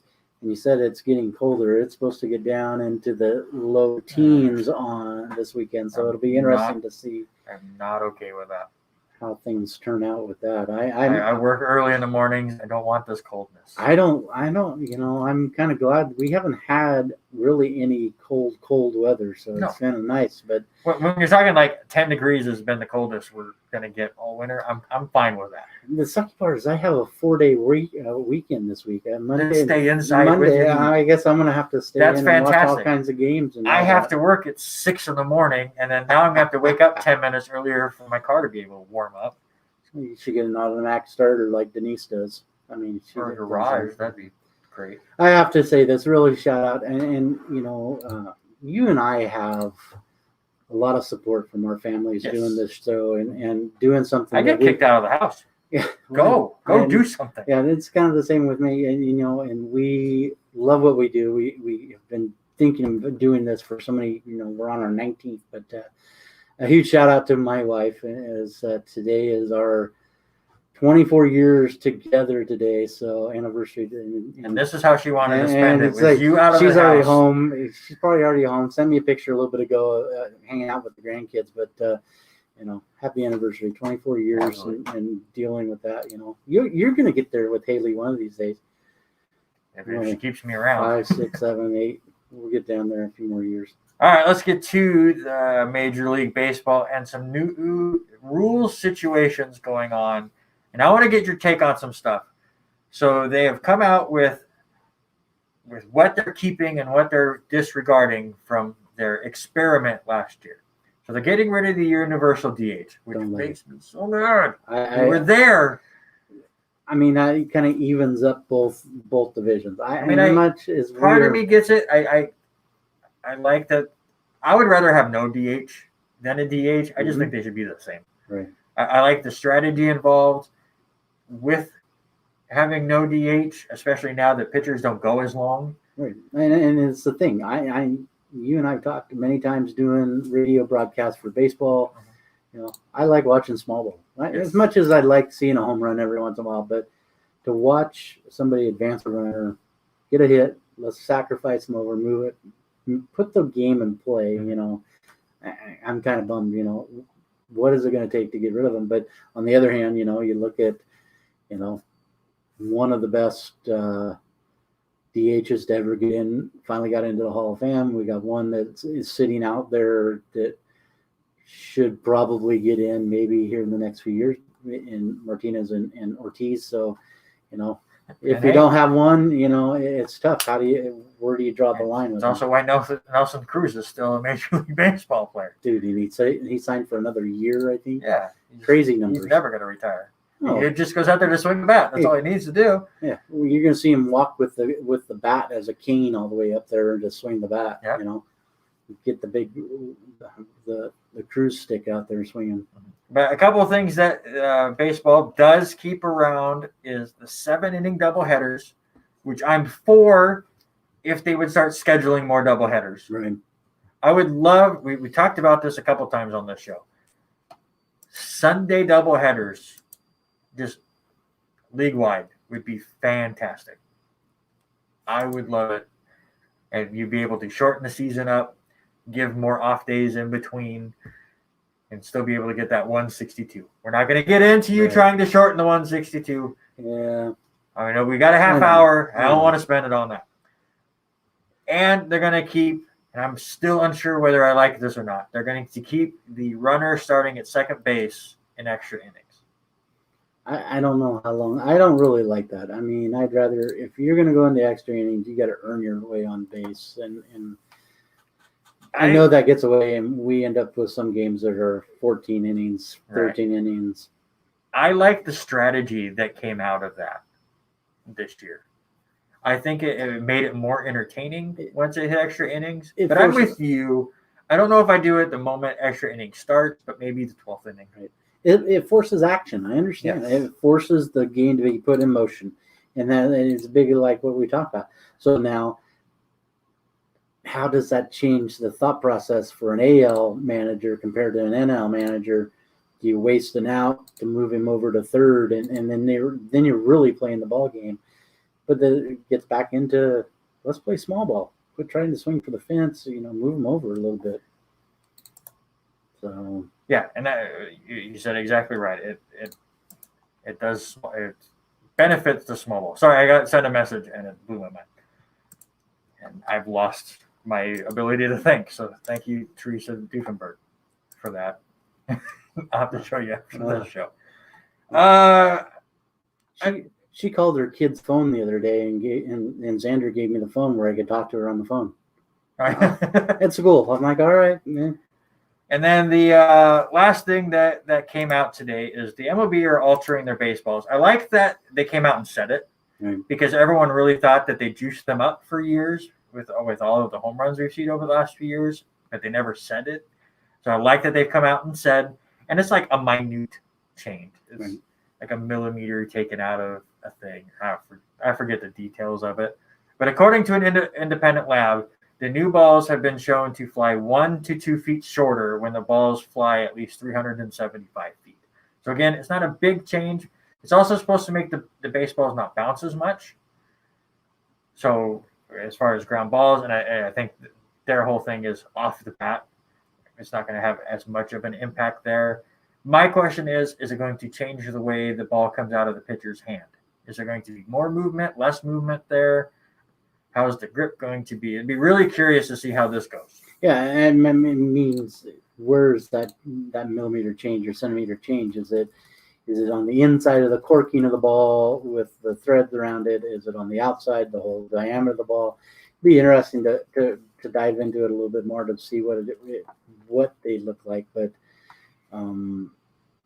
it's a huge thing to go from, even the material on the outside. You look at where it's come from, starting early 1900s, how tough the leather was, to now what these balls are made out of, and how they react, with the corking inside of, or the stringing, all that stuff has changed, and it maybe they're looking for safety. Do you think maybe it's a safety thing? Some of those coming off of the bat so hot, and maybe they're just looking out for that too. But I also think that they're trying to not have as much emphasis on the three outcome plays. They walk, they strike out, or they hit a homer. Right? They want the ball to stay in play a little bit more, and I'm fine with that. Small trade that happened this week: Elvis Andrus gets traded from the Texas Rangers to the Oakland Athletics. Chris Davis will head over to Oakland with a couple of extra players involved. Chris Davis is a fantastic power bat. Bats like 180. He is. Yeah. He is the type of player I don't like to watch. He can change the game with one swing. He can change the game with one swing, but he barely makes contact ever. Right. But when he does, he crushes it. Elvis Andrus has been another one of those that has been around for so long, and is one of those unsexy picks that you make in fantasy baseball that just it works out, where it's like, oh, Andrus is still in the league, and he always is hitting like 280 and getting on base and making things happen. So an interesting trade there. We'll see who ends up on top. I think Oakland got the better of that one as well. Too. And then the big signing that just made me want to throw up. Obviously I knew the Yankees weren't going to get him. But the fact that the Dodgers are the new Yankees, and we're all I can now sit here and go, God, the Dodgers are just spending money. They're buying championships. I can be that guy now. But the Dodgers signed Trevor Bauer to a 3-year, $102 million contract with an opt-out option after both the first and second years. And that is because it is very, very front heavy. He's set to make $40 million this year. And next year, he's set to make $45 million. That makes Bauer the highest paid player in each of those 2 seasons at the moment. Then obviously there's not much left in the third season, but you got to think that one of them will opt out at that point, either sign another contract or move on from there. The Mets did offer Bauer a bigger deal as far as money and years go, but the Dodgers were much more front-loaded, which added a lot more flexibility. And when you see $40 million this year and $45 million next year, you're signing that contract. Yeah, 100%. But you and I talked there earlier. You see your team's making moves. Dodgers are currently making moves. And you see nobody else still not making many moves. Well, here's the thing with your Mariners. I know you're going to bring that up. We've been rebuilding for so many years.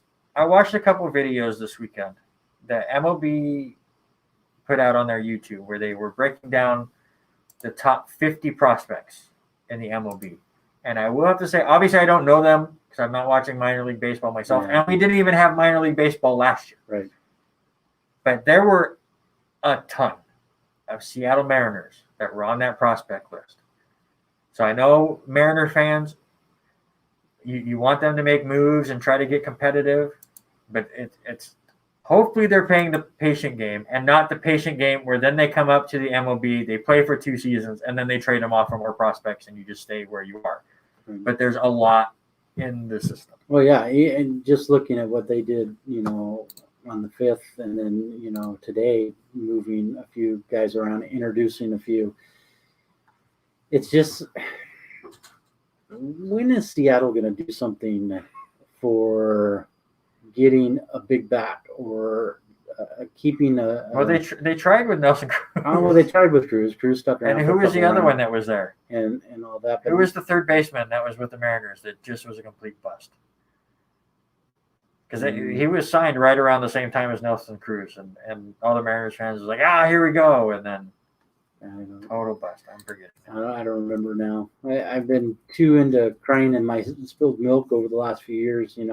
They've had Kyle Seager. Seager's still the veteran guy there, but he doesn't have very many years left in Seattle or in baseball. And probably some of these Seattle fans are going to get on me about it. And I'm not being a homer, but Seager's not the answer to be there all the time. But now all of a sudden, D. Gordon's gone. D. Gordon, what did I say?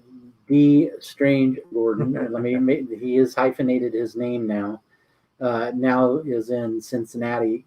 Even though he only hit 267 last year, but he was that speedster guy on there that gets there. So I'm just trying to think, what are they going to do? They keep bringing in all these minor leaguers. Yeah, there's a lot of prospects there that will make up a decent team, but they haven't been in a win now scenario since when McLemore was there. Martinez had just retired. In that the 2001 season. So when do we get back at it? 20 years later, and we're still rebuilding from the 116 win season. So it'll be interesting to see what happens with the whole MLB over the next few weeks. Yes. We're getting close to pitchers and catchers. Quick score update coming from Post Falls in the girls' action. Loser out right now at the end of the third quarter. The Bengal ladies trail by 5, 34-29, and that was a update about 8 minutes ago. So we're probably halfway through the fourth quarter. Hopefully they can finish that comeback. They're making it a game for sure. Making it a game, and they're only 3-12 on the season. So looking to hopefully do something good here. All right, let's go to those sports that just do not get a lot of airtime. I'm going to start with the PGA as Bruce Koepka ends up winning the Waste Management Phoenix Open. Wins it at 19 under. My dad was watching a lot of this and said it was just crazy back and forth. I think Koepka had an eagle late. I didn't get to watch it because I was prepping for the Super Bowl and watching bowling and stuff. But my dad says it ended up really good. Joel Damon had a really rough Thursday. He goes 4 over and was 12 shots back after the first round. Does a great job, shoots 6 under, a 65 on Friday, but misses the cut by 1. Yeah. Some big names that missed the cut there, so interesting to see. I think I was more impressed with Jordan Spieth. Jordan 61 on Saturday and ends up tied for 4th, but I think it's going to be a Koepka Spieth run this year, the way both of those guys have been playing. So definitely could. The next one is always a fun tournament, but a little weird this year. It's the AT&T Pebble Beach Pro-Am, but there's no AM. No, and that's the funny thing. I've seen a few celebrities posting pictures from years past. Well, should be playing golf in Pebble Beach, but here's a picture from last year. Look at me, and it's going to be weird to see that. And I got to message Gino tomorrow because I saw this, but it was when I was setting things up, so I didn't get a chance to message him. I'm curious what he thinks. But the PGA will now allow distance measuring devices for the PGA Championship in May in South Carolina. So the article I read, they're going to do all of the championships. So it's the PGA Championship, the Women's Championship, and the Seniors Championship. They're going to allow them, and it's like they made it quite clear, and they were talking about that these players are already using this data and these devices during practice rounds. Darn good and well that Joel and Gino go out there on Tuesdays and Wednesdays during practice rounds and looking at different scenarios, pin placements. I don't think it's going to be a huge change. If everybody's given the same instruments that they can use, I see it being a little bit better. Maybe it'll speed up the game a little bit quicker. Not as much over, That'd but be nice. it'd be interesting to see how some of these pros feel about it. It was a very short article. I mean, maybe 3 paragraphs, and that was it.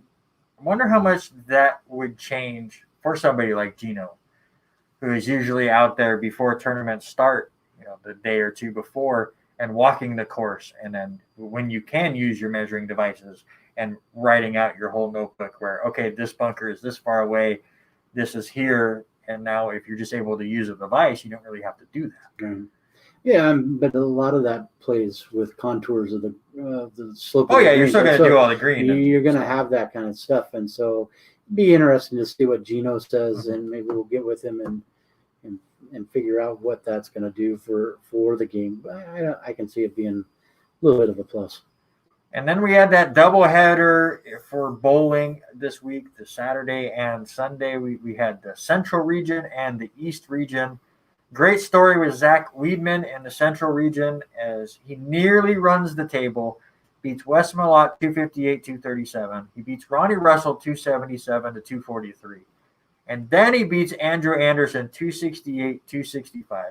That means Zach shot an 803 in his first 3 games. Yeah, average 267. That was crazy. That's a ridiculous number to do on a very hard pattern. I have 2 800s in my life on a house pattern, which is much easier than a pro shot.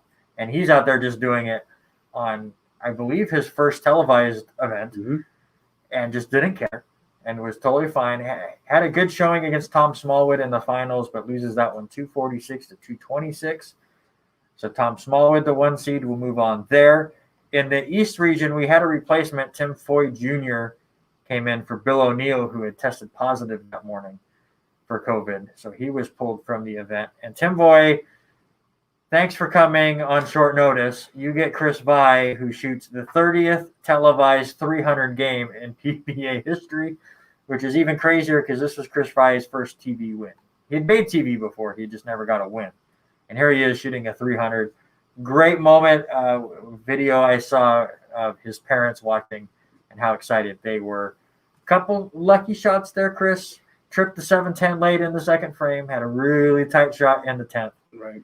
But yeah, and both matches that he competed in were unbelievable matches. And to see that guy finally get his first win or first, TV win onto the stair step to move on to the next thing. So I think his future is going to be extremely bright. You move on to his next game.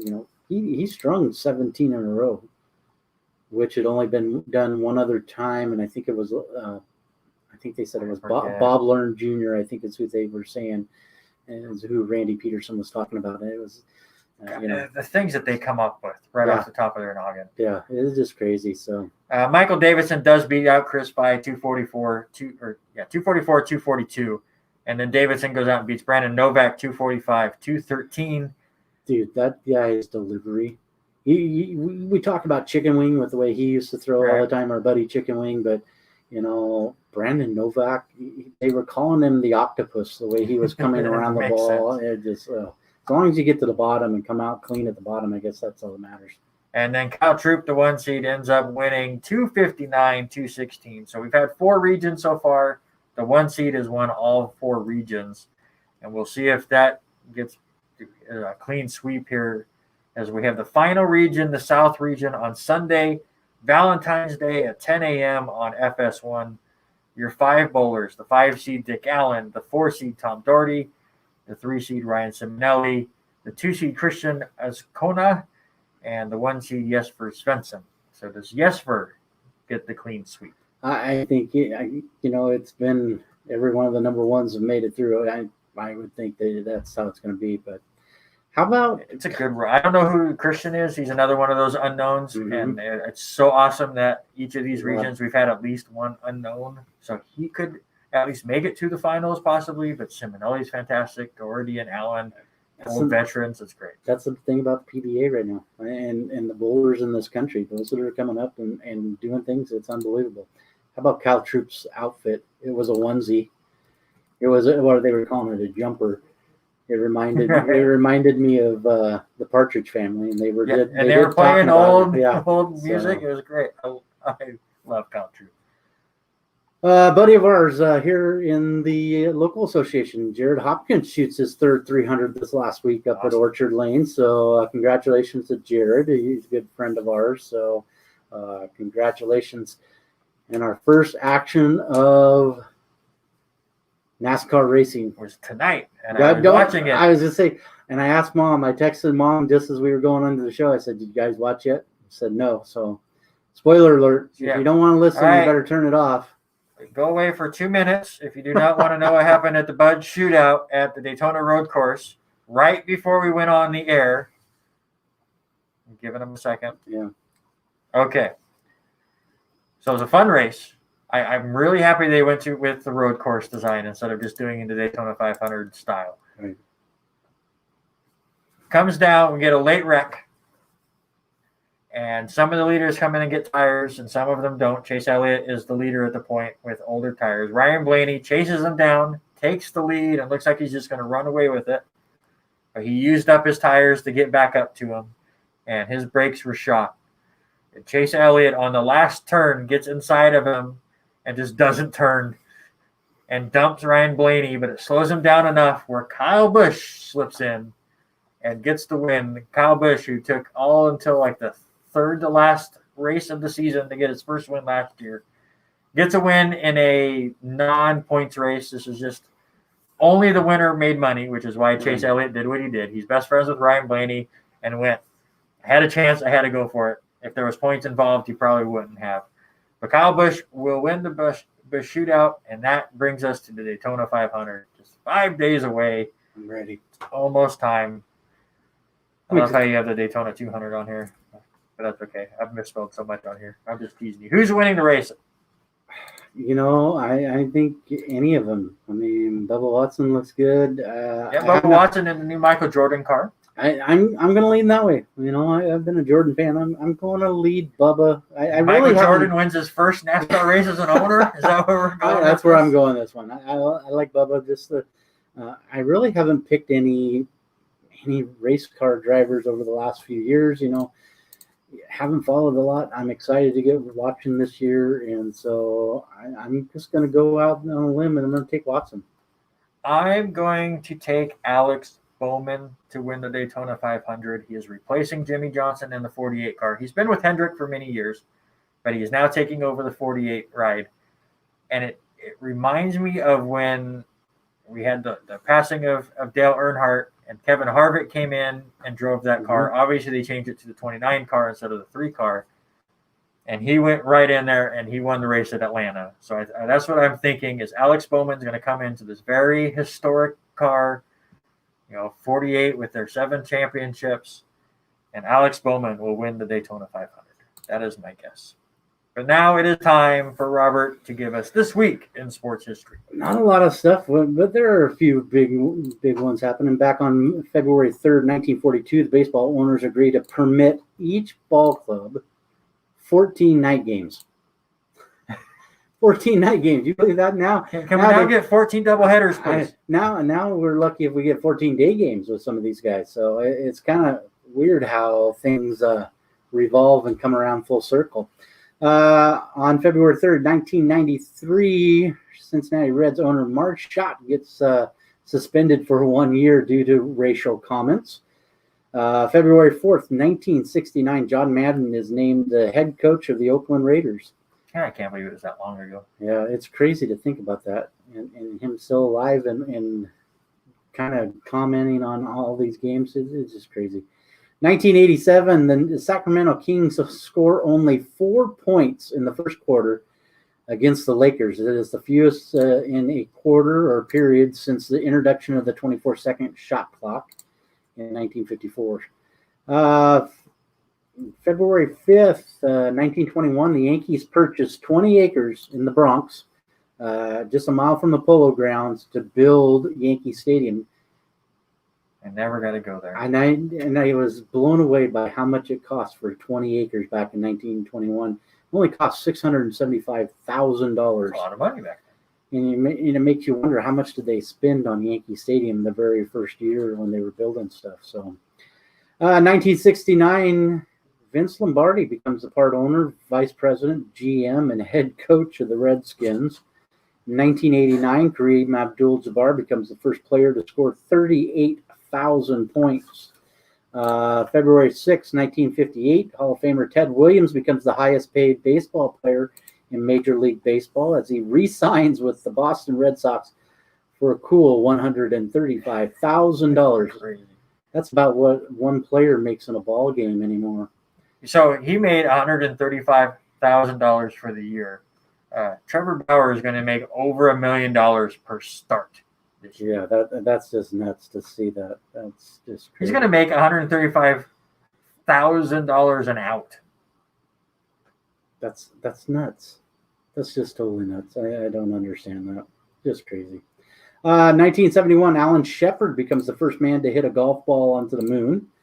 February 7th, 1908, Philadelphia A's manager and owner Connie Mack sells the future Hall of Famer pitcher Rube Waddell to the St. Louis Browns for $5,000. You know, $5,000. And, we get a restaurant named after Rube Waddell. I want to go back real quick to the Alan Shepard stat. Okay. Do you think Bo DeChambeau can hit one now? On the moon? I'd love to see from here to the moon. I don't know. He's got to get a big lift to get it up there. Let's see. February 9th, 1960, the AFL and NFL agreed verbally to a no tampering pact. Can you believe that back then? The players that could have went wherever they wanted in the AFL and NFL. 2006, our buddy, Dano, what are you doing? In 2006, Al Michaels joins NBC's Sunday Night Football. Who does he broadcast with? Do you know? That's not your trivia question, but who does he join with in 2006? God, that was so long ago. The Hall of Famer, John Madden. That was John Madden's last hurrah doing announcing. So just crazy. All right, here is your trivia question, sir. Are you ready for this one? Let's do it. Now it's parts, so you don't. I'm not going to ask you to name points or anything. So, Kareem ended his career with 38,387 points. Who are the rest of the top five? Why are we going NBA? I hate the NBA. So we're not quite to baseball yet, so we got to go this way. So the top five NBA point scorers. Kareem is number one, so you can name the next. So you have Michael Jordan. He is number 5 with 32,292. Karl Malone is up there. I'll say Karl Malone. Karl Malone is number 2, 36,928. I'm going to say LeBron got up there. LeBron is the current leader, 34,880, and he is a current player with that one. And then I'm trying to think if Kobe got up there or not. I'm going to say Kobe over Wilt. Kobe is correct, 33,643. Good job. You hit all 4. Bonus question time, though. Wait. I was excited. Bonus question. Who is the other active member that is in the top 20? Active player. And there is only one other active player in the top 20. Dwayne Wade. Is he still playing? No, it is not. It is Carmelo Anthony. He has. I knew it was somebody really old. 26,699 points. He is the only other active player. Kevin Durant is 27 or 32nd right now on that list. Oh, Wilt's actually 7th. Nowitzki's 6th. Interesting. All right, that is going to do it for the 19th edition of the R&R Sports Report. Oh, we got a final update? Final update from Post Falls. The Lewiston Bengals ladies lose to Post Falls 49-38. Their season has now come to an end. I was hoping we were going to have a nice send-off to finish the show, but no, we have to have a sad ending. Thanks, Robert. Sorry. But this is the R&R Sports Report. That is Robert Hagan. I'm Randy Isbell. I hope you guys have a fantastic week and a great Valentine's Day. I've already told Haley that our Valentine's Day is being spent watching PBA bowling. the Daytona 500 and the NXT pay-per-view that is happening on Sunday night as well. And she didn't disagree. No. She might not be happy about it. Shout out to our friend Lois Sanders. Yes. She's been sitting here with us all night long and letting us know, yes, she'll be watching Daytona 500. She is a huge Daytona fan, and so is our late friend Keith. So I'm excited for that one. I'm ready to ready go. for something a little bit different, seeing these other sports. Make sure you're listening. Lots of LC stuff. Make sure you check out lcwarriors.com. Yes. Check out all of the schedules there and some of the planes with that. So excited to see local sports taking on. Guest next week, Shannon Wilson joins us at the 6 o'clock Top hour. of the show. I'm going to see if we can get a Warrior player at the 7 o'clock hour. Schedules are always really busy right now, but I'm going to attempt it. See if we can get a basketball player or a baseball, either one. Whatever they will give us There you for go. the 7 o'clock hour. We're going to have lots to talk about and lots to do. But for now, that's Robert. I'm Randy, and we are